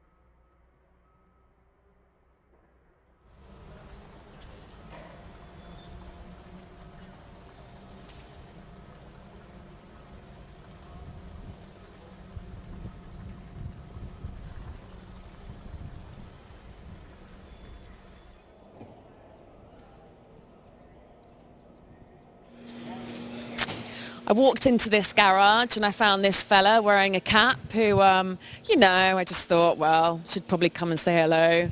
And when we decided we might talk about holidays or something like that. How many people have asked you about your win? A lot. Yeah, it's all people want to talk about now, but I don't think I'll ever get bored talking about Brands Hatch 3 weeks ago. It was the most amazing day. It was my 4th BTCC championship, which is crazy for even me to comprehend that, but it was the emotions of the day were so much more than the others, because I really grasped victory from the jaws of defeat after race 2. Oh my God, that was what I was going to say, race 2. Did you then, at that point, were you like, because it could have gone either way, couldn't it? My chin dropped massively after race 2, and I said to the media that's me out of it, and that's how I felt, because I knew I had to start race 3 P25, and my 2 championship protagonists, Andy and Dan, were up the front. So as far as I was concerned, I was out of it. So I think Andy was like, I've totally got this. Sorry, teammate, you're in trouble. Yeah, it did feel like that. So I think for me, when I crossed the line and won it, that's why the emotions were off the scale. Yeah. That's the most emotion I've ever shown in my life, and I'm still a bit in shock that I won it. It's still wake in the middle of the night and think, was that real? Did that happen? And thankfully it did. So I'm slowly coming down from that massive high. There's still a massive dent in my roof. It's sort of the cardinal sin is to get on the roof of your car, and I did it. So it hasn't polished out. Does it? How does it compare to your first championship win? I think the first is always the most difficult, because you haven't experienced those emotions before. You're not quite sure how to win it. And I was battling against Jason Plato, obviously, and Giovanardi, guys who had won it before, loads of experience. And I was the young buck, trying to beat them. And through grit and determination on the day, I did just about. But this one feels like it was harder to get, because it was all, Dan Camish was in the box seats. He really had it won. But with a lap and a half to go, then he had a mechanical, and then that threw it back my way. So yeah, they're all difficult to win, and I've won them all by different means. But I think my emotions of this one were even more than the first one, because I felt I'd lost it and then I got it back. So still really enjoying the moment. I think people really underestimate as well, to actually win a championship, for everything to come together is just so unlikely, isn't it? That it just, like you're saying, emotionally, it just must push you to such a different place. Oh, it completely puts you through the ringer. Yeah. And all season, as you get closer to the final, the screw tightens a bit, so each event you feel a bit more pressure. And then you go to Brands for the final, and with BTCC, everything and anything could happen, but that was the most unbelievable cliffhanger of a weekend, I think, you could ever imagine. So it's great for the fans. I think they absolutely loved it, and the feedback that I've got has been incredible. I've got so many images and pictures people have sent me from where they were in that moment, whether they were at Brands, they were at home. As some lady said, she screamed that loud that the cat split through the cat flap, and it still hasn't come back. So yeah, it's nice to hear everybody else's emotions. Mine were pretty off the scale, but it sounds like everybody else was too. How quickly, after race 2, how quick are you to sort of get over that and get your head back into gear for race 3? Well, I spent most of that gap between race 2 and race 3 in the steward's office with Matt Neal, arguing our side. So I haven't much time to actually think about race 3. So it was out of the steward's office, helmet on into the car, okay, let's go. And in hindsight, that was probably a good thing, because I didn't have time to overthink it. I just had to, my back was against the wall. I just had to try and make as much progress as I could. And I had a great opening lap. I passed 10 people on the first lap. So I was straight into 15th position. And the race was just moving my way. And, I could feel, once I passed Dan Camish, the sort of momentum of the race shifted. I was going forward, he was going backward. So you always know something could kick off, and it did. So Well, yeah, it's still hard to get your head around that what happens. You know, I haven't rewatched it all yet, so that'll be fun. What happens now? I mean, like Tom Ingram and I were just chatting about the fact that people think that the off season is an off season, but it's really not at all, is it? You're immediately preparing for the next season. So what is happening in your world now? Yeah, it's really nice to enjoy the moment, you know, of winning a championship, but so quickly that's short-lived, and because the competition Monday morning, all they're thinking about is next year. So for me, I'm trying to still enjoy it, but you know, I've already been to China last weekend to do a race in Chinese touring car. So for a driver, you know, you want to keep competing, you want to keep driving and still trying to improve the skill set, because the competition's getting younger and faster.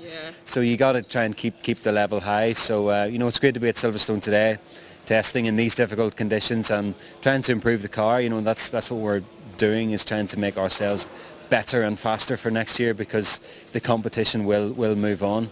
But this is probably the last time I will sit in the race car until maybe March, until the weather turns again. So all our energies now are focused on the business side of motorsport. So, you know, making sure that, you know, we put the old sponsorship program back together for next year.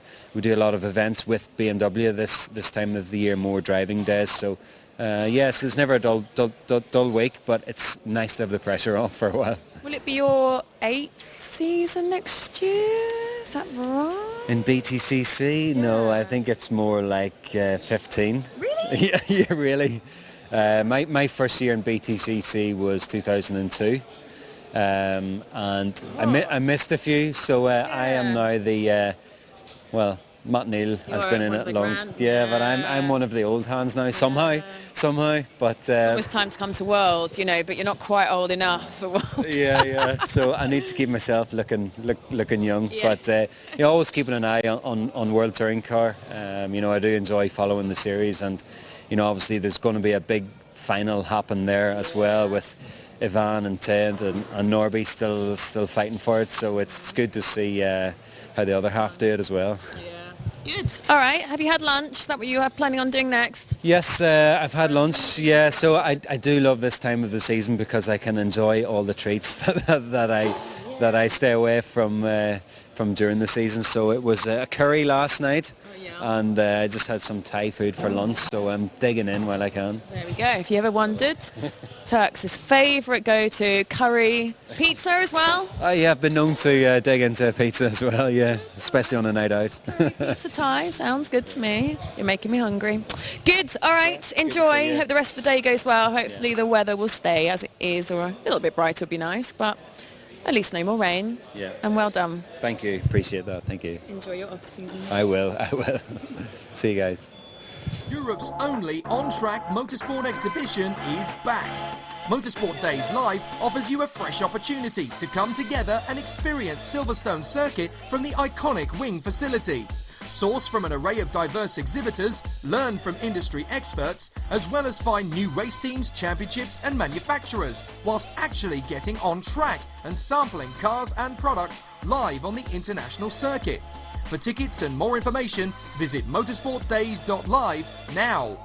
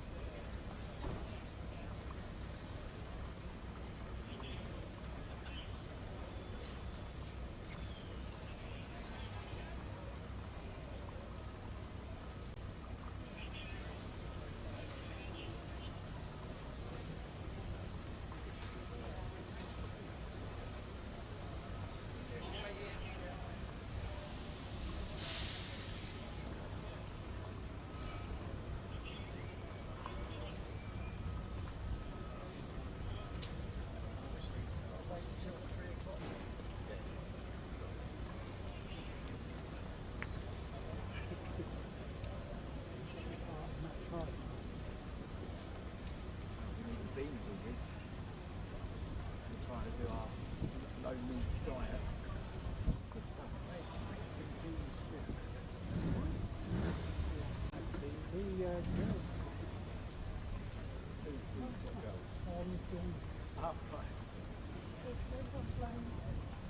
We had 3 different dishes. With fennel and onion and nut.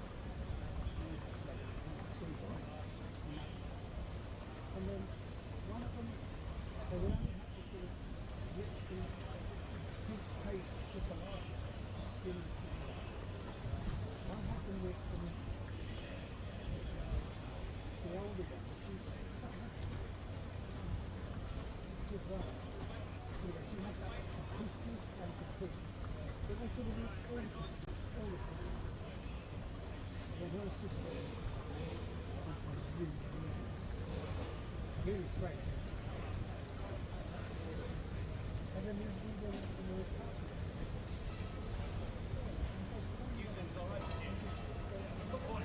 Really? You seems alright.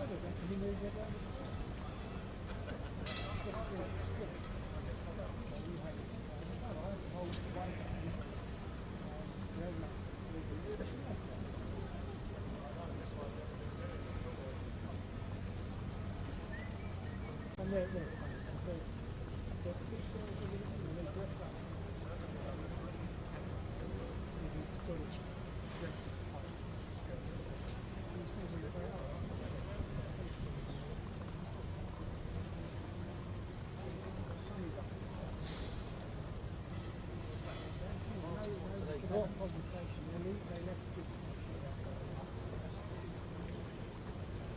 But I was going up to London.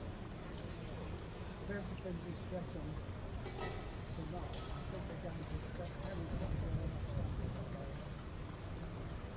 Train back up.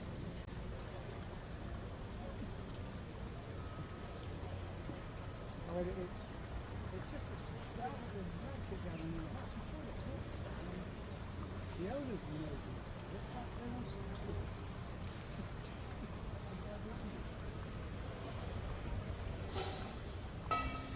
Too hard to put it down. Yeah, well, yeah. No, they look like... It's all this finicky. No. It's food. Eat it. Get on with it. We don't... Loads of people are so fucking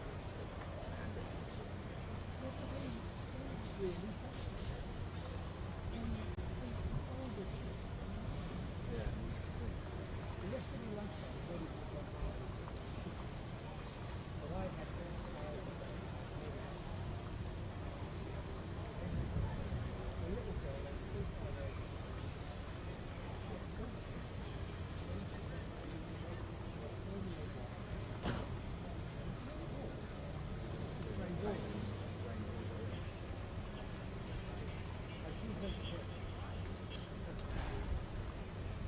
the owner sort of makes a fuss.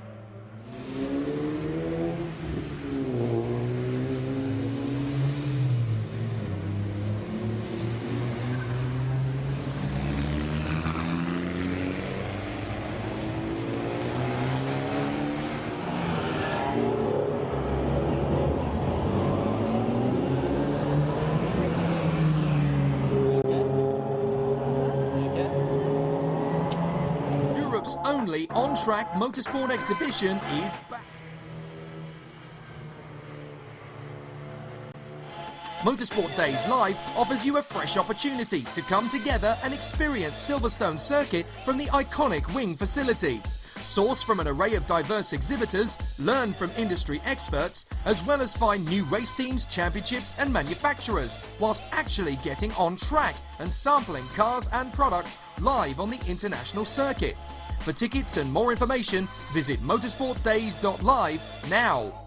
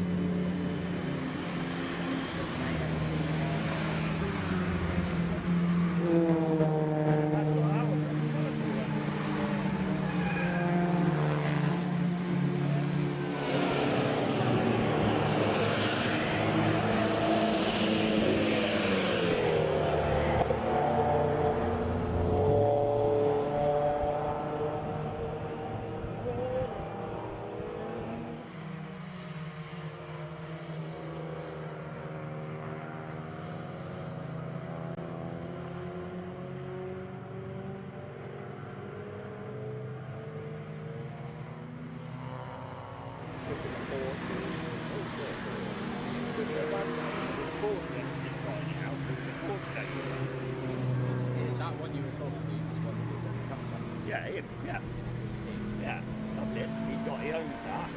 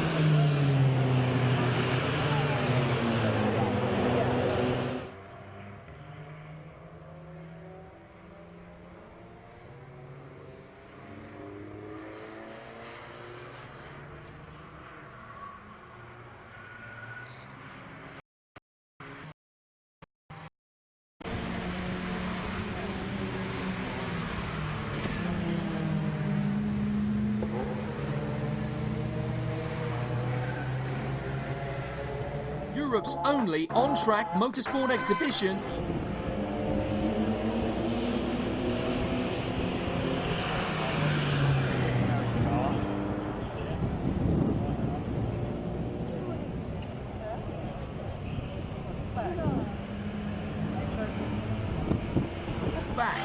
Motorsport Days Live offers you a fresh opportunity to come together and experience Silverstone Circuit from the iconic wing facility.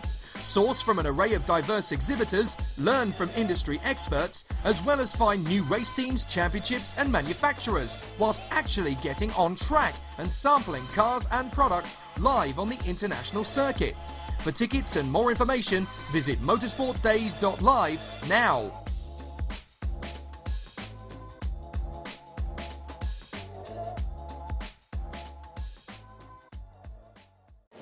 Because Motorsport Days is for the whole of the race industry and the motorsport industry, it would only seem right, or it would be very wrong, not to chat to His Lordship Tingram. Hello, sir.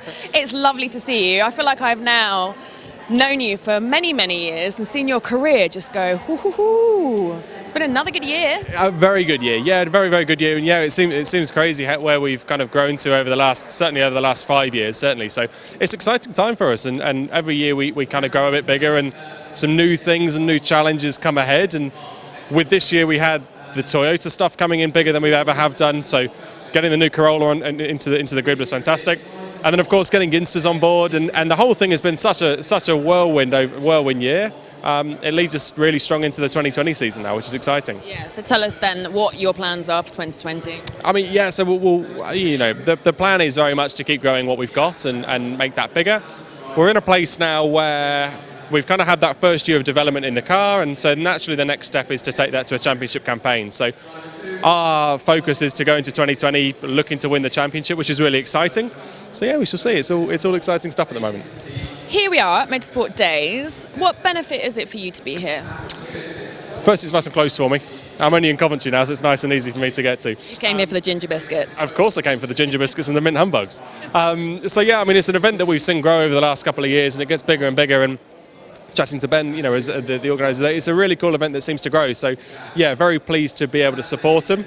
I'm obviously down here with Valero as a partner of mine to get involved with those guys and see how they're getting on, see how the stand's looking. And you know, with these guys, I've worked with these guys this year, so you know, it's a great brand to be associated with, and they seem to be working wonders in motorsport now. So it's always a good event to come along to, plenty of faces to meet up with, and you never know who you're going to bump into, so it's always worth keeping an eye out. Seeing as we're Facebook Live land, we can wander over and actually tell us more about Valero. So yeah, like I say, I work with these guys this year. So the products have been something that I've found really beneficial to me. So they're all temperature regulating stuff, all space NASA stuff, which is really cool. I love my technology and love understanding how things work. So they tell us a little bit more about technology, because it's all the clever body regulating stuff, isn't it? Absolutely right. So yeah, basically what the idea of it is to regulate your temperature. It's not necessarily to cool you, it's not necessarily to warm you up, it's just to regulate your temperature. It's just to take the real peaks.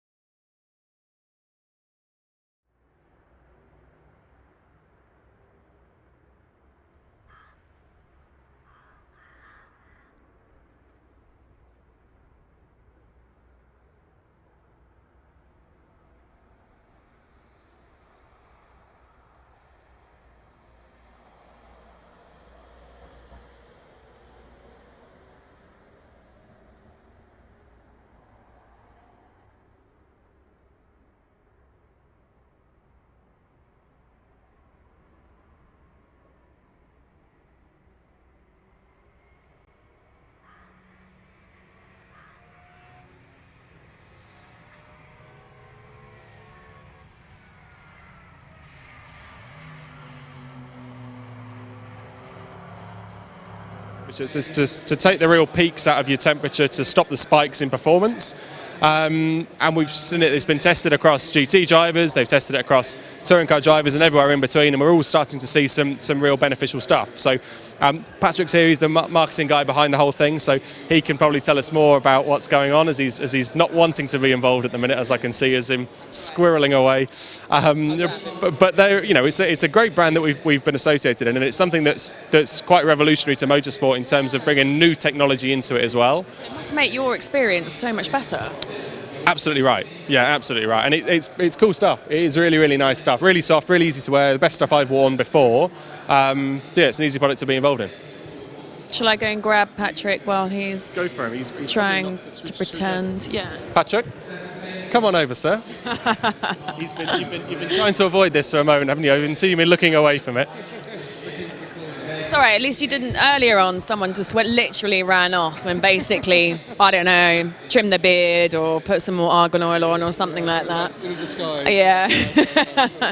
So, tell us about, how did Valerio start? Okay, so Fiona, who's our owner, she was quite literally sitting in her race car, and I think she was probably in a Praga at the time, and was frustrated that there was nothing out there that could deal with the temperature regulation or the heat stress that she was suffering. So she comes from an equestrian background actually, but is very much involved in the kind of technical and physiological side. So she then set upon going to make her own underwear. So what year was that? 2015, 2014. I think she started in 2014, and then 2015 is when the product came out. So it's grown quickly then. Yeah, I mean the first few years were quite difficult because you're up against some pretty established names of your OMPs, but in the last 2 years we've gained significant traction. Like, it's really snowballed. It's fantastic. Tom is obviously one of your clothes horses, if you like. Who else do you have? So we've got Tom Wood, Jack Mitchell. We've got guys in the States like Corey Lajol in NASCAR. We have a technical partnership with Team WRT, the Belgian team, so in DTM and World Touring Cars and things like that. So they found our test results, and when we did them in Autosport magazine, and took it upon themselves to contact us and find any little temp that they could get, really. So that's a superb partnership for us. So where does a brand like this go to next? What's the future? Well, ideally the dream would get someone in Formula One, right? But it's such a tricky industry in terms of the sponsorship and stuff like that. We have a fantastic grassroots following because of the quality of the product. And as nice and sexy as the top teams are, they don't bring in the money. So we just need to develop that grassroots and get people more aware of us and where we're going. But you know, it's good progress. From where we were 2 or 3 years ago, we're now really going ahead, and next year, hopefully in January, February, we shall have a very exciting deal coming from the States. Oh, that sounds good. And how beneficial is it for you guys to be here? Oh, it's fantastic. I mean, it's coming on leaps and bounds. I mean, it's been 2 years now, but the progress from last year is astounding. And from us as a branding exercise, to be here, people being able to try it, test it out downstairs, it's really spot on. Yeah, it's really good. Good. Well, on and up. Thank you very much. What happens in your world next then? You here a weekend? Just here today. I'm actually off to Wembley on Sunday for the NFL, which will be quite good fun. So I look forward to that. I've no idea how it works. No. I've no idea the rules. I'm just going to keep shouting random things and see what comes on. So yeah, I mean, obviously the winter and off-season period for us always seems. Can't be that off. No, I was going to say, as much as people see it and think, oh, they're all got their, all sat on a beach with their feet up drinking daiquiris. As much as I'd love that to be the case, it's absolutely not. So there's always work going on behind the scenes. Development on the car. Thankfully, I don't have to be too involved in that. That's with the team sort of side. But for us, getting all of the stuff sorted over winter with the partners involved and marketing plans we've got and social media plans we've got for the next year is a full-time job. So yeah, there's Laura and I that are full-time on it now, which is cool to see where it's grown and where it is now. But it's a hell of a lot of work. I love it. Well, I shall, as always, continue to keep watching your career. I'm not sure if you grab your tickets now and you drive very fast within the speed limit, of course, you may get to come down and say hello to Tom before he goes off. He did just announce to me that he was a bit of a granddad and, tea and biscuits and, yeah, a cup of cha. Rubbish. There we go, that's it. Your ticket, come down and join us.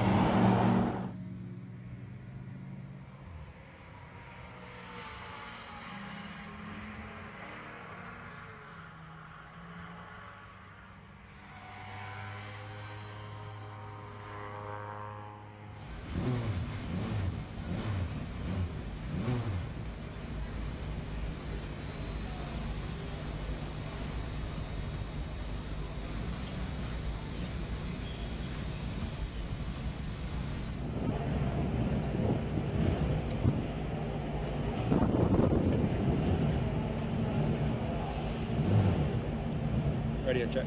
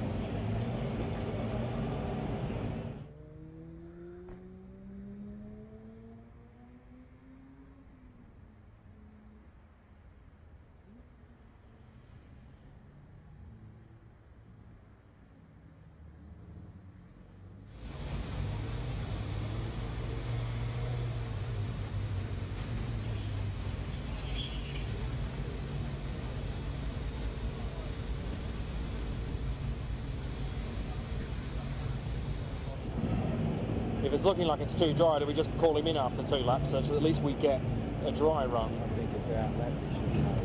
Okay.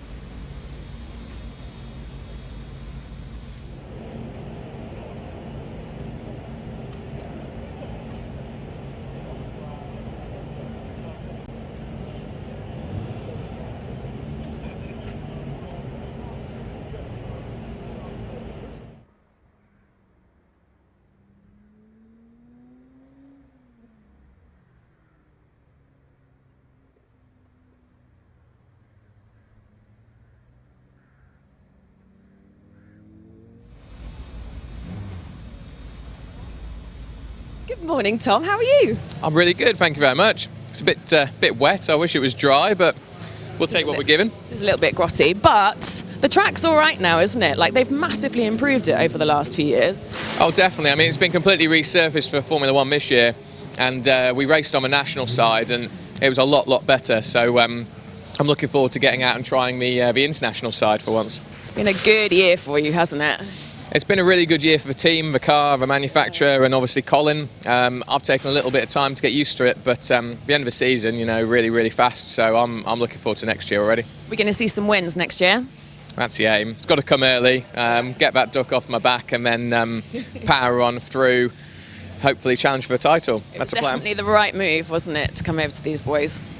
I think, yeah. I mean, you know, anybody that can race for them should race for them and wants to race for them. I know there's a lot of people queuing up for the third car to see if AJ leaves. Hopefully he stays. I want the team to stay the same. I think we work really well together, and we're definitely a big threat next year. So we're here at Motorsport Days live. What's the benefit of you guys being here this weekend?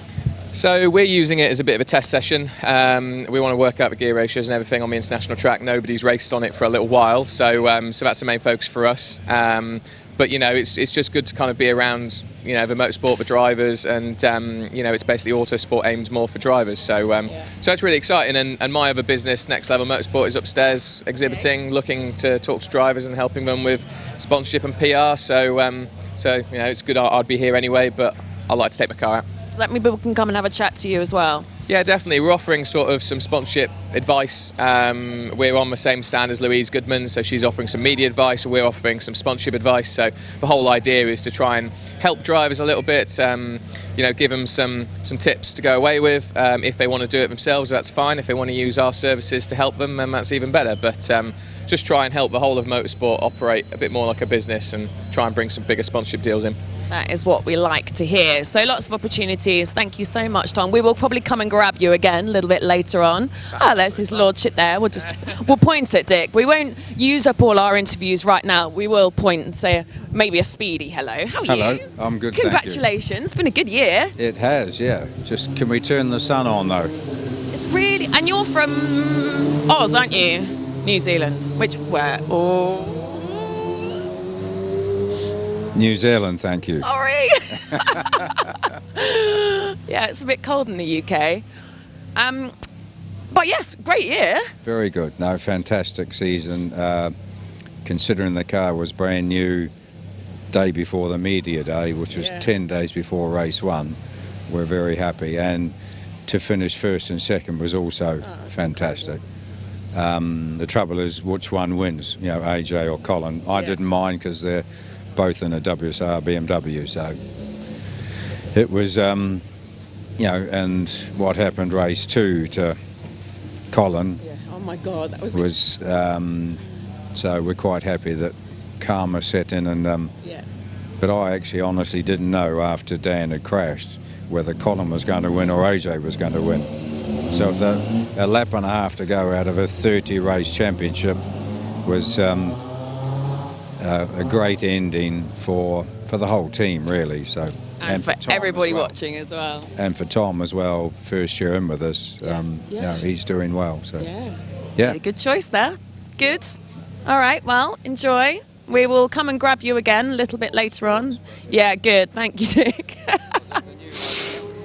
So, circuit is open. We'll be updating you all the way through the day. We'll be chatting to all sorts of different people. Make sure you grab your tickets. There's still an opportunity to come down today. You can still come along tomorrow as well. We've got lots of surprises in store for you. We've got competitions, we've got giveaways, so much stuff. Come and get involved. It's Motorsport Days live. See you in a bit.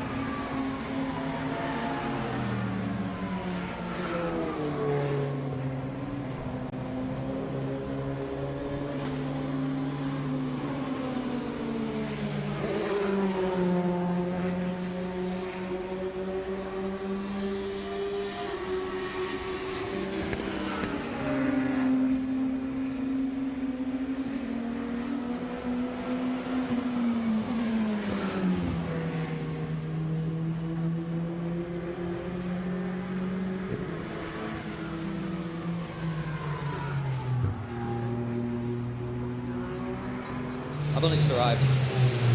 And here we are, and this time we're with another very, very good racing driver. It's Charlie Robertson. It's lovely to speak to you. Good to speak to you too. Well, we're here in the world of Ginetta, and Ginetta is like just a name that continues to grow in the world of motorsport, doesn't it? It feels like they just literally take over the motorsport world. You started with them how long ago? I started Ginetta in 2011. Moved up through the junior ranks all the way through to P3 and then up to LMP1 this year. So yeah, it's been a pretty cool journey. Yeah, that really has been. So you went through that actual driver development program, did you? Yeah, so yeah, I've raced for them basically through the ranks, but yeah, I guess you could say the driver development program. Got picked up at the end of 2015 to work for them full time. So I do all the coaching, work in the office as well. So it's kind of an all-round role really, and I get to race the cars on the weekend. So it's not just about racing, you know, I coach the younger generation coming up and through the ranks as well. God, that's amazing. And your season is going well? Yeah, it's going good. So we're doing the WEC in LMP1, teammates with Mike Simpson and Guy Smith. Obviously Guy's a Le Mans winner, so great to have that experience on board, racing with Team LNT, which is a great achievement really to be able to race with these guys, and we're taking it to the likes of Toyota, which are probably one of the biggest brands on earth. So to be racing against those guys and competing for overall podiums is really awesome. So good.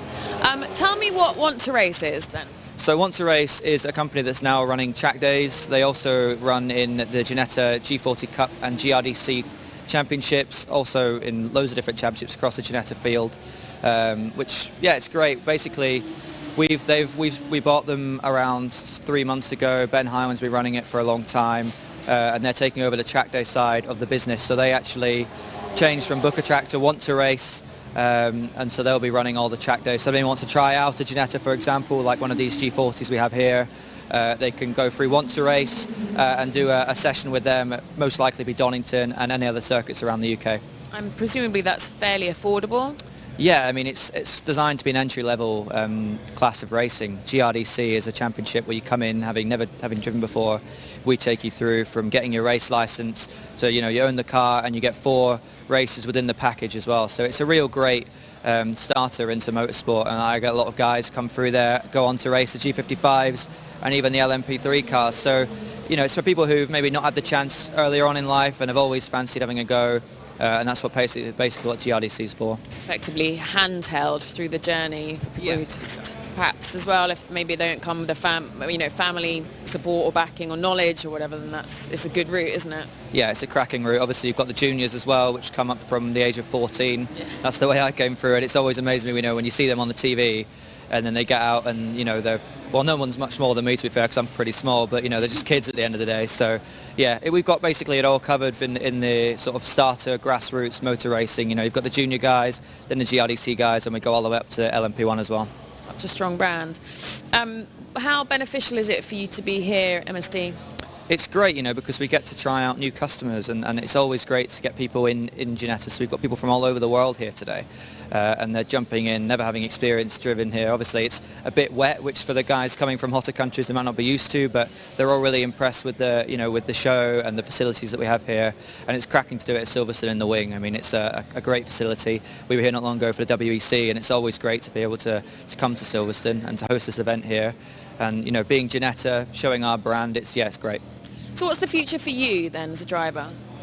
I mean, I just want to go as far as I can. I've raced at Le Mans with Ginetta, but now I want to win Le Mans with Ginetta. That's the ultimate goal. We're pushing hard with the LMP1 program. We had a good result last time out of Fuji. Now we're just trying to iron out all the little mistakes, make sure everything's perfect. And Le Mans 2020, we could have a real good crack at it if we can keep everything going well, and the performance will increase. So yeah, that's the ultimate aim, is to win Le Mans, and it would be amazing to do it with Ginetta. It'd be absolutely fantastic. Charlie, thank you very, very much. When are you guys back out on track, or when's your next client going out on track? Any minute. We've had guys in the G40s and the G55, so multiple sessions. So every sort of 5 minutes seems to be someone jumping in. So yeah, it's great. Good. We'll keep an eye. Thank you very much. Awesome. Have a good rest of your weekend.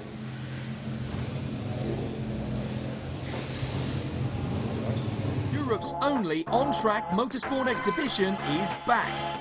Motorsport Days Live offers you a fresh opportunity to come together and experience Silverstone Circuit from the iconic wing facility. Source from an array of diverse exhibitors, learn from industry experts, as well as find new race teams, championships and manufacturers, whilst actually getting on track and sampling cars and products live on the international circuit. For tickets and more information, visit motorsportdays.live now.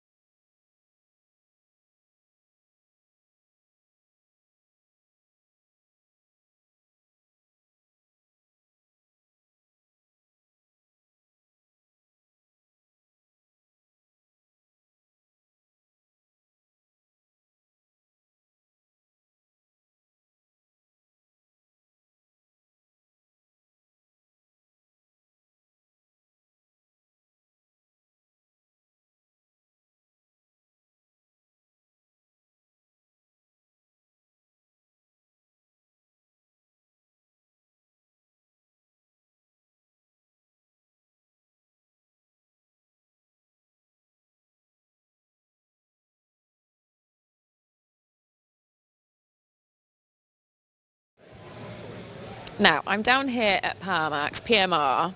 I get the sneaky feeling that this might be a slightly mischievous interview, because these guys you're like rogues, aren't you? This is Gary. Hi, yeah, no, I don't know where you get that idea from. I think some of the crew are, some of the younger ones of the team, but apparently I'm supposed to be the old sensible one of it all. No, this is definitely the naughty garage. So, PMR, you guys, well, I just said, you literally do everything, don't you? Well, we try to.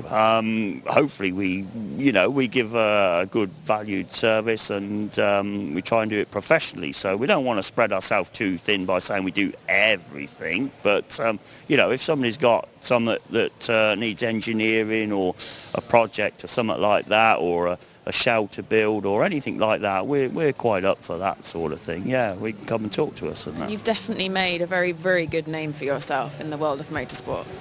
Well, I hope so. We're working on it. You're only as good as your last victory, and I'd like to say that we won the last round at Brands. So we're getting better, but, yeah, and we do a lot of in-house stuff, really. So we're one of the only manufacturers within the touring car paddock that actually manufacture their own shell in-house. So that's quite an achievement. A lot of them sub that side of things out. So we're trying to do that. So if anybody wants not just a touring car shell doing, but we're a cage expert in general, really. We can do all sorts of cages in cars and all sorts of things like that.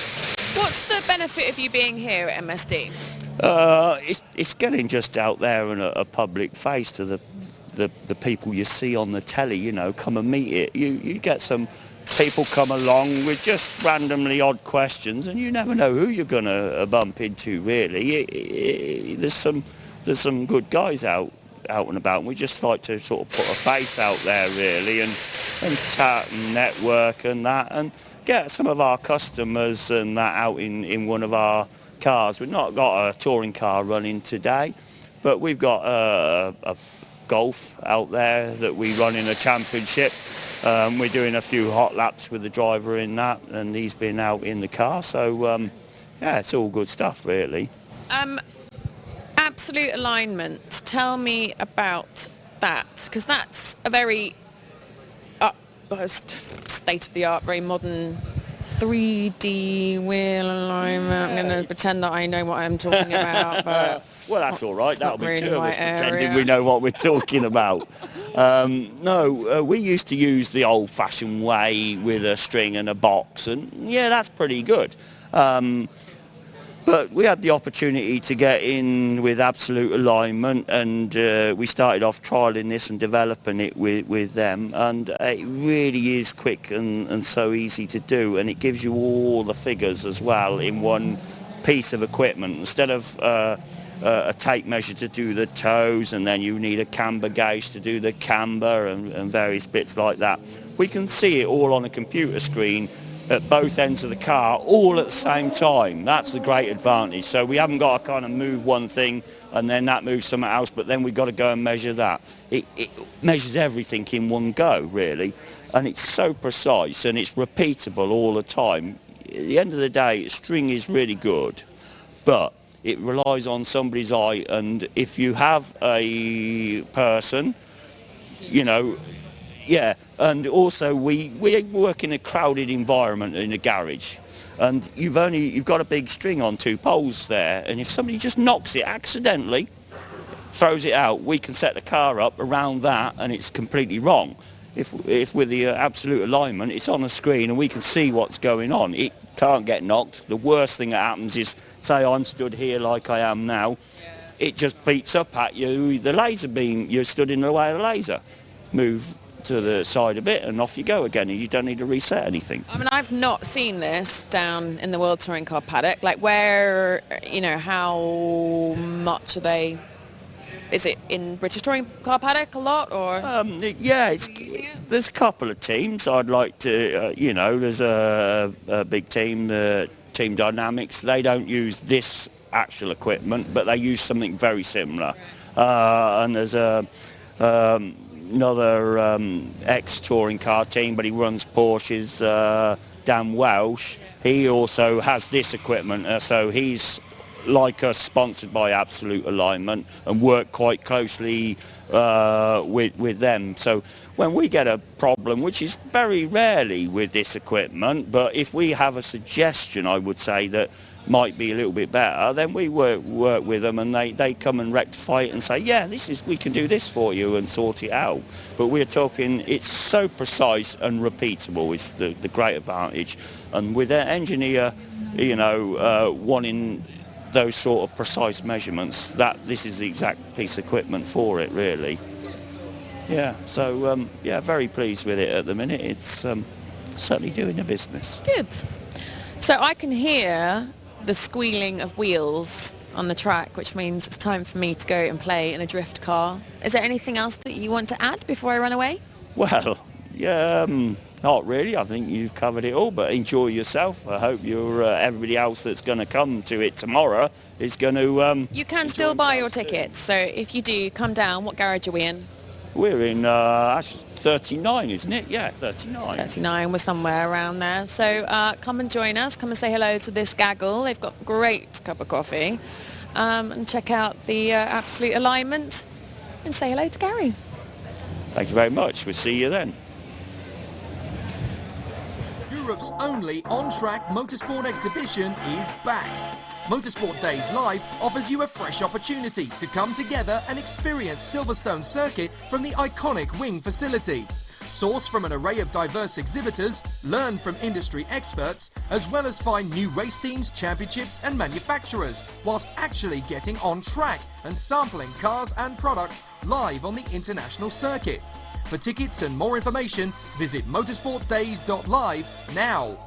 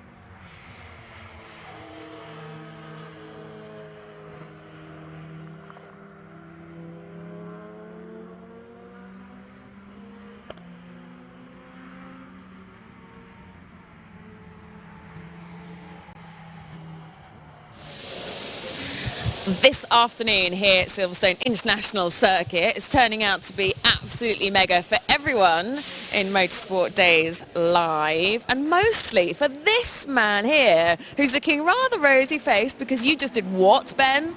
Yep, so I've just managed to drive the Radical SR1 around the circuit, so I think I've probably made half the people upstairs feel very jealous. Yeah, you know what? I mean, look at it, fantastic car. Thank you very much to Radical for letting me drive it. The conditions outside are a bit damp. Yeah, it's kind of usually you prefer it either to be wet or dry. That bit in between when it's a bit slippery isn't always great. But I mean, what a car! I mean, it just absolutely. Have you driven the Radical before? A long time ago, probably about 10 years ago or something like that.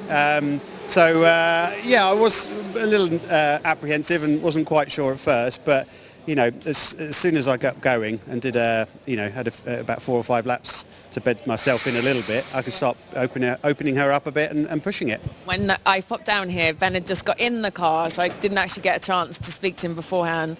You literally just even driving out gave me goosebumps. The sound of it's just awesome, isn't it? Oh, absolutely. It is really quite the animal. I mean, I was just saying earlier that although it's the entry level part of Radical, when I've driven other entry level manufacturers, for example, you've always come away a little bit short-changed. You want to get into the bigger brother, much quicker. But with this, it just had so much more left for me to want to jump back in it again and get going. Don't get me wrong, I'm very excited to drive anything else. Would you like to drive the bigger brother as well, though? Absolutely, but that left me wanting more. So that's absolute hats off for Radical.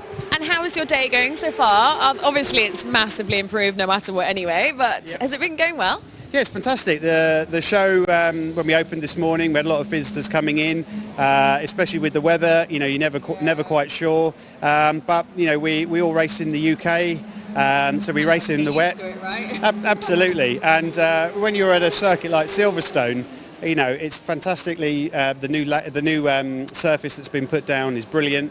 Thoroughly enjoyed it, and the show, we've had great numbers through the doors, a lot of very happy exhibitors upstairs, and all the garages too. The atmosphere down here, I've spent the day in the garages, and it's just been, it's like being in a really, really friendly paddock. Yeah. It's really nice down here, and everyone's getting on well, and having a lot of sweets, a lot of chocolates. But it's really good, really, really good place for all of the teams and different championships to be, for sure. Absolutely, yeah. It's the thing that we wanted to create, that live environment, so that there is nothing worse than having exhibition centres with the cars sitting there static. Yeah. You can't really get a lot from that to see if you want to race that the following season. But by having the cars here available to test drive, people can go out in it, get that enjoyment that I've had, and then put themselves down to race them next year. Are you still doing the Focus? You're having a good day, aren't you? That's happening in 5 minutes or something, isn't it? Absolutely, yeah. So Simon's invited me while I'm down here to have a go in the Ford Focus Cup. So I'm going to quickly nip over there in a minute and have a quick go. Very nice too. Are you staying in your race overalls then? Yeah, I can squeeze into it for a little bit longer, and then I can breathe out. Good, enjoy. We shall go and do some more work. Brilliant, thank you. Thanks, Ben. Europe's only on-track motorsport exhibition is back. Motorsport Days Live offers you a fresh opportunity to come together and experience Silverstone Circuit from the iconic wing facility. Source from an array of diverse exhibitors, learn from industry experts, as well as find new race teams, championships and manufacturers, whilst actually getting on track and sampling cars and products live on the international circuit. For tickets and more information, visit motorsportdays.live now.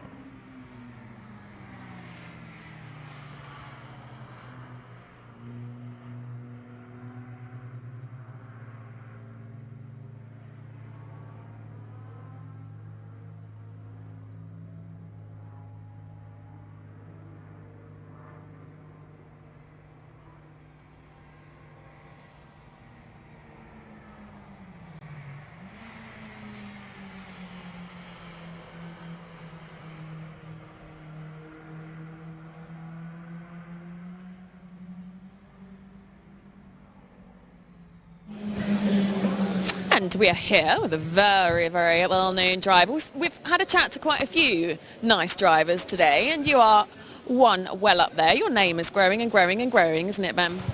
That's what I'm trying to do, yeah. Obviously, now I'm a McLaren factory driver and doing the European Le Mans Series with Carlin in LMP2, so I'm trying my best.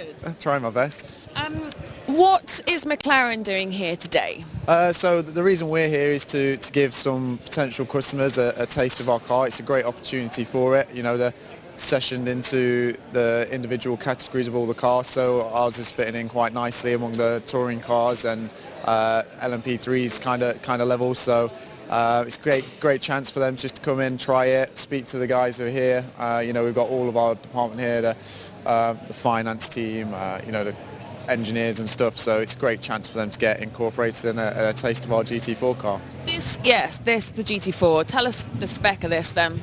So obviously this is running in British GT, yeah, British GT spec, so that you could buy this, take it there, race it. Also a GT Cup, championships such as this, European GT4, so it's available to use in a wide range of championships all throughout Europe, so as well as the McLaren's own series, the pure events. So yeah, it's you can get a lot of use from the car all over the globe. I absolutely love them. You are doing hot laps, aren't you, today? So luckily enough for the customers, they get 15 minutes of hot laps with me, come in, quick swap, and then they get 15 minutes of their own session. So it's a real almost try before you buy kind of experience. When can I sign up? You have to speak to the guys over there, and I'm sure they can sort you out. Managed to blag myself a drift session that's coming up 4 o'clock, and you know, some playtime in the Radical, but I have yet to have some fun in the McLaren, so I'm sure we can sort you out. Just about knowing the right people. I'll get you in. Exactly that. And what's next for you then? So I've got a couple of things coming up which I can't quite announce yet, but yeah, so my future's committed to McLaren, so you'll see me in one of those quite early on in next year, maybe outside of Europe, so that's probably a hint, as well as some more out of European activities. Yeah, so a lot of exciting things coming up, again trying to get my name out there more around the world, so very excited for that and hope to have some good success. Ben Marnico is the name that you need to remember. Thank you very much, sir. You're welcome. Europe's only on-track motorsport exhibition is back. Motorsport Days Live offers you a fresh opportunity to come together and experience Silverstone Circuit from the iconic wing facility. Source from an array of diverse exhibitors, learn from industry experts, as well as find new race teams, championships and manufacturers, whilst actually getting on track and sampling cars and products live on the international circuit. For tickets and more information, visit motorsportdays.live now.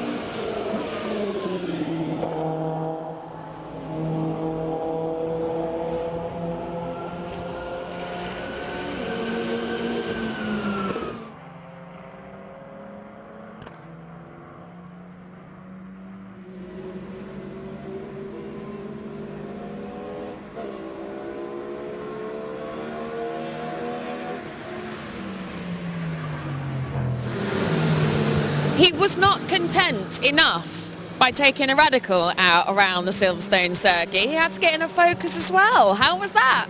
Fantastic. Well, firstly, thank you to Simon for letting me take the car out.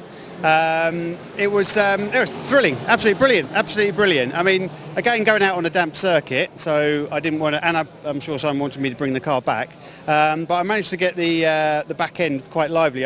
You can feel that the car needs to be driven in that way, and absolutely on the edge. But I really enjoyed it. Really enjoyed it. Great track car, though, isn't it, Simon? I'll jump over here. I'll kick Ben out anyway. Good, well done. Wait, hang on. Wait, are you driving anything else? No, I think I should go and do some work now. So. Boo. All right, see you in a bit. Thank you, Ben Ginetta. Simon. Yeah, I mean, these cars are brilliant track cars, aren't they? Yeah, they're fantastic, especially for a beginner, right up to an expert driver. The expert drivers will jump in. They're surprised at what the torque and the fun that these cars are. You know, I mean, Ben, I said to Ben, you won't be disappointed if you drive it. I know you're going to go and drive a Radical. We're talking something hyper fast. We're talking about a diesel Focus here, but they're not hanging about. You know, they're absolutely brilliant. You will enjoy it. And the fun cars. The pudding, he's got out there smiling. You know. Yeah. So, Focus Cup. Tell us about that, because presumably that's one of the biggest things that you're promoting this weekend, right? Yeah. I mean, obviously we own all the cars. That's the main thing about it. So we're in control of the cars. The same people built the cars. The same people maintain the cars. The drivers come along. Not only is it arrive and drive, at each round the drivers pick 2 balls from a box. They look at the numbers and say, "I'll have that car." So it's totally random. So if the cars are the same, but if one had, everybody thought that one's a bit quicker, which they haven't this year. But if they did, they would choose that car. But everything's just gone fantastic this year. And because we're one big team, the drivers have actually been like a big family. Yeah. So we're all in one awning, making cups of teas for each other. You know, it's not like the rivalry of teams and everything. So because of that, the damages was very small compared to a lot of championships which the one make. You know, they suffer from battering each other. And another difference in our championship as well, we had a lot of novices. We've got a lot of, I would say the average age is like 40, 45. You know, we've got the older generation that either coming back to race or want to race, and they're fitting in this big family of ours. Such a good idea. What a nice championship. And presumably affordable. Yeah, it's affordable. I mean, they can do the whole season for less than £20,000, which that includes, but that's not a bad price considering they get the test day with that as well. With other championships, they'd have to pay £325 for the Friday just to test, and then the mechanics and then everything else. So we're including everything. Where do you go? What's your season like? We started for next year. I keep saying this year. For next year, we'll be at Donington for the first one at the beginning of it. And then we've got Croft Circuit, which is, you might tell by my accent, up our way, my local track. We're also doing Silverstone on the national track. Where else we're going to? Snetterton and Alton Park. And the final one is a big Ford event, which the whole weekend is for Fords. And it was the first MSV organised it this year, and it was I think they were shocked at how big the event was. You know, you don't realise how many Ford Focus RSs are out there, and I think they were all that weekend. Yeah. Oh, nice. And so how many have you got in the championship? This year on the grid we had between 11 and 14. We had 17 cars. We take all the cars to the event, and if one breaks down majorly, somebody gets a different car then, so they get to go out in every race, every session. You know, they're not going to go home disappointed. For next year, we've already got 11 signed up. This time last year we had 0. 11 for next year, so we're hoping to get 20 plus on the grid next year. That's so good, and presumably it's obviously very close racing given the nature of the beast. Yeah, it's very close, but we found there was 3 packs. We had front runners, and then all the way through everybody was racing and enjoying themselves. Probably down to driver skill, isn't it? Yeah, I mean, there's a lot of novices, a lot of new people came along, so there was rather than some championships where there's half a second difference between every driver, and you go in and there's a novice and you're miles behind and you're trying to play catch up. We had a good race throughout the whole grid. Yeah. So nice. And so, what's the benefit of you being here at Motorsport Days? we wanted to come last year, but with it being new, we didn't have any cars properly finished, and we weren't sure of the reliability of them. We didn't want to turn up and all the cars were breaking down. You know? That wouldn't have gone down so well. It wouldn't have been a good advert, but now we've sort of proved ourselves. And like my day job, my company makes all the flight cases for motorsport. We have a little stand upstairs as well, and we thought, you know, bring everything. Let's bring the focuses, and we put it on Facebook, social media to come and drive the cars. And they've all been out all day long, and the smiles of, you know, people coming in, and they're all, you know, people saying, oh yeah, we want to come and do some racing, want to know more about it. And yeah, so I think it's been good for the championship, both like people coming past who don't know about us, to people that do, wanting to get in the cars. And at this sort of event, it's not like turning up at a normal track day where you've got a Clio and an M3 and a GTR in the road cars going around with you. Everything here makes you feel like you're at a race event. So for drivers, they get that little bit more adrenaline when they're doing the testing them. So no, I think it's a really good event that Ben's put together. Ben and I were just saying as well, like even down here in the pits, like it feels like a really friendly race weekend, doesn't it? Yeah, it does. Yeah, I agree. You know, even between all the different teams, I was out in a Porsche and things like that myself, you know, and my son's been out in one of the TCR cars. So it's been very productive for us as well. We've got a few clients as well upstairs, across the pits, for one thing or another. So and a great networking opportunity for everyone in the industry, isn't it, as well? Yeah, no, exactly. It's absolutely brilliant. I think Ben's done a good job. It's he can only go upwards every year now from this. I think Autosport needs to watch out. Should I have said that? I've said it now, Alex, haven't I? Too late, yeah. And what next then? Are they in bed? Hang on, what time is it now? 3:45. Yeah, still running? We've finished for the day with these now. We've had our last session. There's a couple of drivers I need to go and see that's been out today. You know, obviously needing a little bit more information. Hopefully we can get a couple more signatures if it works out that way. But so when people come down, what can they expect? And can they, for example, if they come down tomorrow, then what can they do? If they come down tomorrow, we've still got a few spaces left. I think we've got one car available all day, and then the other, and a second one, maybe 2 spaces. So we filled the spaces better than we thought we would. But yeah, I think once people have been out in them, they get they get a big smile. Bug. Yeah, they get the bug. They get the bug. Fantastic place to start if you're wanting to progress into right up to touring cars, GT racing, whatever. You learn the basics here. With the cars as well, we've got cameras, data recorders, all that sort of stuff in them. And part of the championship, we say you have to share your data. So a novice can look at the best person's lap and overlay it and say, well, I can get better here, this is where I'm losing time. And they can learn from that. And we've found, because of the nature of the way we run things, all the drivers get on, the better drivers are actually teaching the novice drivers, you know, sort of saying, well, look, yeah, you're braking far too well, look where I brake, you know, and that all helps everybody. That's a nice championship. I like that. Good. All right. Well, thank you very much, and I hope tomorrow continues to be as successful as today has been. Yeah, thank you very much, Alex. Yeah, thank you. Bye-bye. Bye. Europe's only on-track motorsport exhibition is back. Motorsport Days Live offers you a fresh opportunity to come together and experience Silverstone Circuit from the iconic wing facility. Source from an array of diverse exhibitors, learn from industry experts, as well as find new race teams, championships and manufacturers, whilst actually getting on track and sampling cars and products live on the international circuit. For tickets and more information, visit motorsportdays.live now.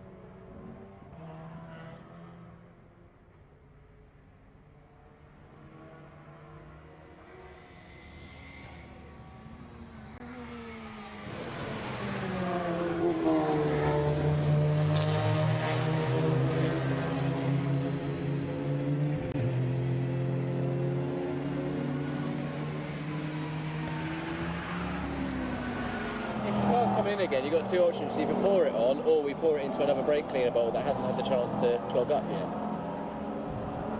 I appreciate the thought. But you don't give a fuck. Thing is that when it comes in, the car will be all wet. Okay.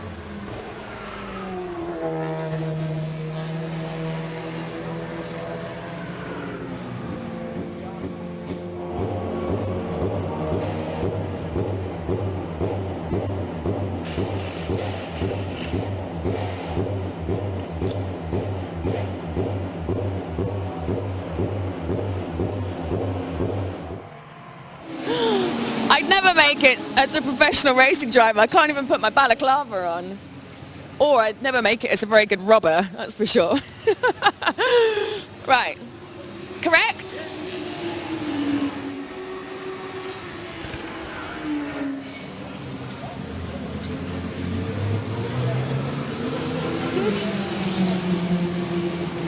This is a good way to finish the show. Today's show, anyway. Thank you. By the way, earlier on, we introduced this fellow. I called him Dean, but the tag underneath, we called him Dave. Yeah, Dave, Dean, Dave, whatever, it's all the same. It's not his name. Thanks, Dean. No worries. Right. Thank you. In I go. Oh. Hello. Good afternoon. Good afternoon. Strap yourself up. Thank you. Don't want to lose you on your way. No, good. Okay, we're good. So, it has been a fantastic day here at Motorsport Days live here down in the pits. Have been absolutely mega. About to go out and have fun in this drift. Buy your ticket, come and join us tomorrow and get involved in the action.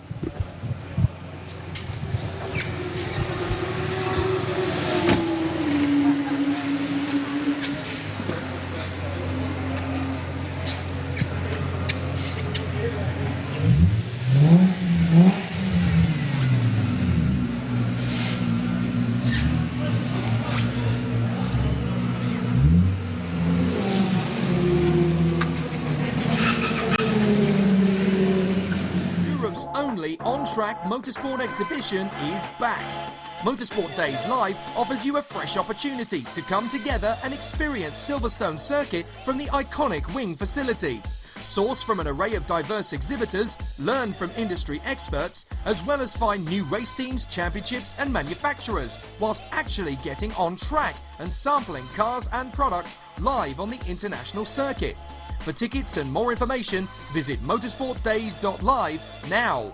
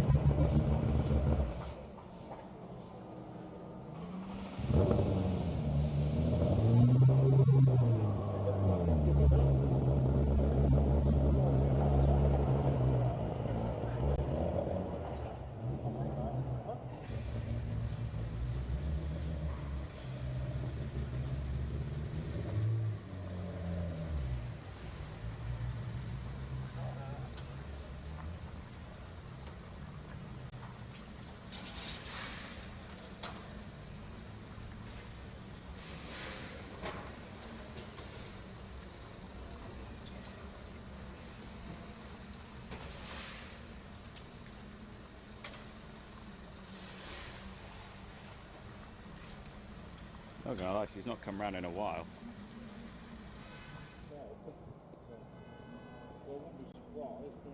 So that's it. 4 cars are in the pit lane now. Thank you very much for your help today, and we'll see you all again soon. You didn't even have to do your checker flag. No, I did. Oh, right. See you again. If you're not here, in the morning, I'll think somebody else. Yes, I'll stay out on the corner somewhere.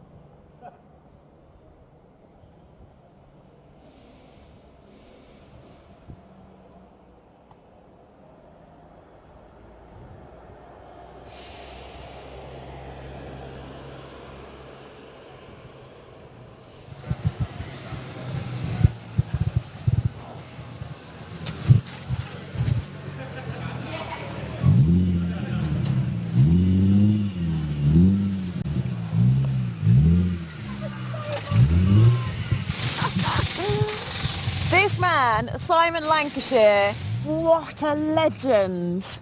That was so much fun. You're welcome. You're so welcome. I loved it. I loved it. And you're going to have a lesson with me, aren't you? Yes. You're going to teach you to do the same. Yeah, so literally a few minutes ago he was like, right, we'll get you down to Pro Drive, we'll teach you how to drift. Hell yeah. I absolutely loved it. He was so smooth. And you were saying, tell us, saying, well, I can't speak. Obviously, I come from a racing background originally. I've been drifting now for 15 years. But combining the two levels together, I think makes you a more rounded driver, because I've learned 2 different disciplines and then created my own style. So I find, coming from the racing background, that it gives me more speed. I carry a lot more speed than a lot of the other guys into the corners. They're scrubbing off speed with the handbrake and that, whereas I'm just using the weight transfers, of transferring the weight from the car from one side to the other with the speed that we're doing into the corners and stuff. He was bloody awesome. It was fun. Thank you, darling. Thank you. Now what happens? Time to Let's get get in out? the garage. I'll reverse back. Well, you can get out now if you want to get out now, and I'll put the car back in the garage. Yeah? Alrighty. Thank you. Europe's only on-track motorsport exhibition is back. Motorsport Days Live offers you a fresh opportunity to come together and experience Silverstone Circuit from the iconic wing facility. Source from an array of diverse exhibitors, learn from industry experts, as well as find new race teams, championships and manufacturers, whilst actually getting on track and sampling cars and products live on the international circuit. For tickets and more information, visit motorsportdays.live now.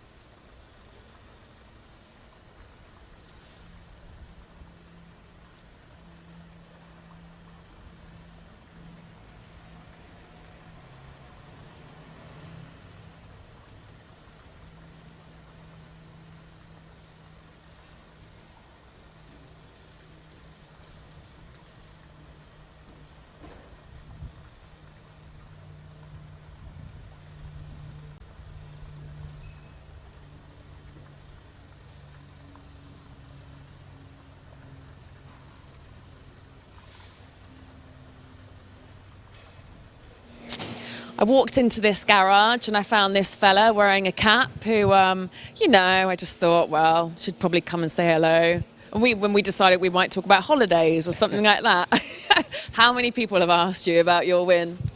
A lot. Yeah, it's all people want to talk about now, but I don't think I'll ever get bored talking about Brands Hatch 3 weeks ago. It was the most amazing day. You know, it was my 4th BTCC championship, which is crazy for even me to comprehend that. But it was the emotions of the day were so much more than the others, because I really grasped victory from the jaws of defeat after race 2. Oh my God, that was what I was going to say, race 2. Did you then, at that point, were you like, I mean, because it could have gone either way, couldn't it? I mean, my chin dropped massively after race 2, and I said to the media that that's me out of it, and that's how I felt, because I knew I had to start race 3 P25, and you know, my 2 championship protagonists, you know, Andy and Dan, were up the front. So as far as I was concerned, I was out of it. So I think Andy was like, I've totally got this.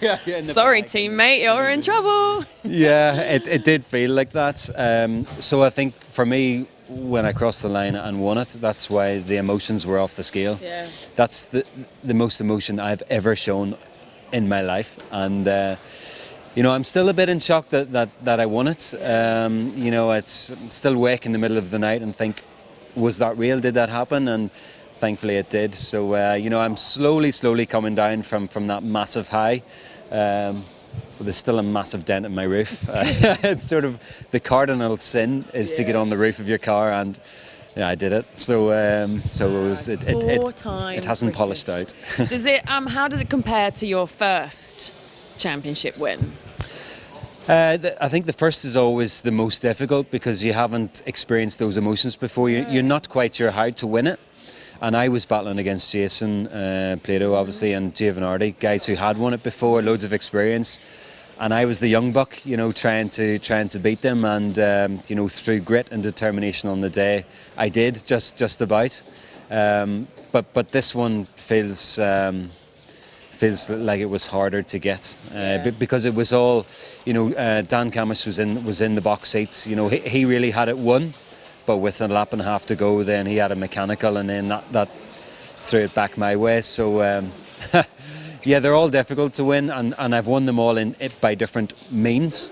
But I think my emotions of this one were even more than the first one, because I felt I'd lost it and then I got it back. So still really enjoying the moment. I think like people really underestimate as well, to actually win a championship, for everything to come together is just so unlikely, isn't it? That it just, like you're saying, emotionally, it just must push you to such a different place. Oh, it completely puts you through the ringer. Yeah. And all season, as you get closer to the final, the screw tightens a bit, you know, so each event you feel a bit more pressure. And then you go to Brands for the final, and with BTCC, you know, everything and anything could happen, but that was the most unbelievable cliffhanger of a weekend I think you could ever imagine. So it was great for the fans, you know. I think they absolutely loved it, and the feedback that I've got has been incredible. You know, I've got so many images and pictures people have sent me from where they were in that moment, you know, whether they were at Brands, they were at home. You know, some lady said she screamed that loud that the cat split through the cat flap, and it still hasn't come back. So yeah, it's nice to hear everybody else's emotions. You know, mine were pretty off the scale, but it sounds like everybody else was too. How quickly, like after race 2, how quick are you to sort of get over that and get your head back into gear for race 3? Well, I spent most of that gap between race 2 and race 3 in the steward's office with Matt Neal, arguing our side. So I haven't much time to actually think about race 3. So it was out of the steward's office, helmet on into the car. Okay, let's go. And in hindsight, that was probably a good thing, because I didn't have time to overthink it. I just had to. My back was against the wall. I just had to try and make as much progress as I could. And I had a great opening lap. You know, I passed 10 people on the first lap. So I was straight into 15th position. And the race was just moving my way. And, you know, I could feel, once I passed Dan Camish, you know, the sort of momentum of the race shifted. I was going forward, he was going backwards. So you always know something could kick off, and it did. So Well, yeah, it's still hard to get your head around that what happens. You know, I haven't rewatched it all yet, so that'll be fun. What happens now? I mean, like Tom Ingram and I were just chatting about the fact that people think that the off season is an off season, but it's really not at all, is it? You're immediately preparing for the next season. So what is happening in your world now? Yeah, it's really nice to enjoy the moment, of winning a championship, but so quickly that's short-lived, and because the competition Monday morning, all they're thinking about is next year. So for me, I'm trying to still enjoy it, but I've already been to China last weekend to do a race in Chinese touring car. So for a driver, you want to keep competing, you want to keep driving and still trying to improve the skill set, because the competition's getting younger and faster. So you got to try and keep the level high. So it's great to be at Silverstone today, testing in these difficult conditions and trying to improve the car. That's what we're doing, is trying to make ourselves better and faster for next year, because the competition will move on. But this is probably the last time I will sit in the race car until maybe March, until the weather turns again. So all our energies now are focused on the business side of motorsport. So, making sure that we put the old sponsorship program back together for next year. We do a lot of events with BMW this time of the year, more driving days. So yes, there's never a dull week, but it's nice to have the pressure off for a while. Will it be your 8th season next year? Is that right? In BTCC? No, I think it's more like 15. Really? Yeah, really. My first year in BTCC was 2002. And I missed a few, so I am now the Matt Neal has been in it long. But I'm one of the old hands now, somehow. But it's always time to come to World, but you're not quite old enough for World. yeah. So I need to keep myself looking young. Yeah. But always keeping an eye on World Touring Car. I do enjoy following the series, and obviously there's going to be a big final happen there as well, with Ivan and Ted and Norby still fighting for it. So it's good to see how the other half do it as well. Good. All right. Have you had lunch? Is that what you are planning on doing next? Yes, I've had lunch. Yeah, so I do love this time of the season, because I can enjoy all the treats that I stay away from during the season. So it was a curry last night, and I just had some Thai food for lunch. So I'm digging in while I can. There we go. If you ever wondered, Turks' favourite go-to, curry, pizza as well. Yeah, I've been known to dig into pizza as well. Yeah, especially on a night out. Pizza Thai sounds good to me. You're making me hungry. Good. All right. Enjoy. Hope the rest of the day goes well. Hopefully the weather will stay as it is, or a little bit brighter would be nice, but at least no more rain. Yeah. And well done. Thank you. Appreciate that. Thank you. Enjoy your off season. I will. See you guys.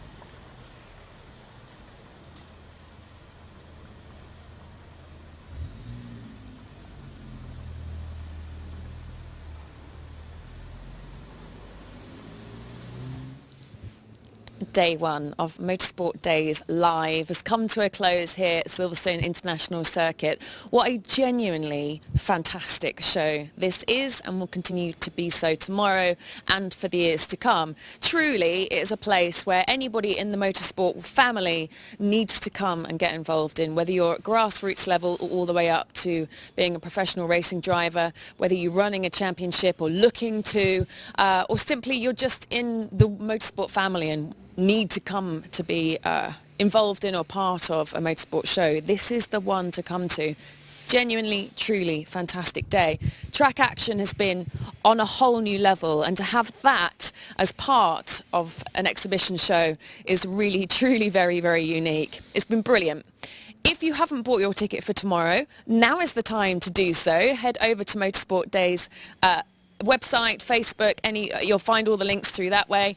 And if you have, then we'll see you tomorrow. Make sure you come and say hello.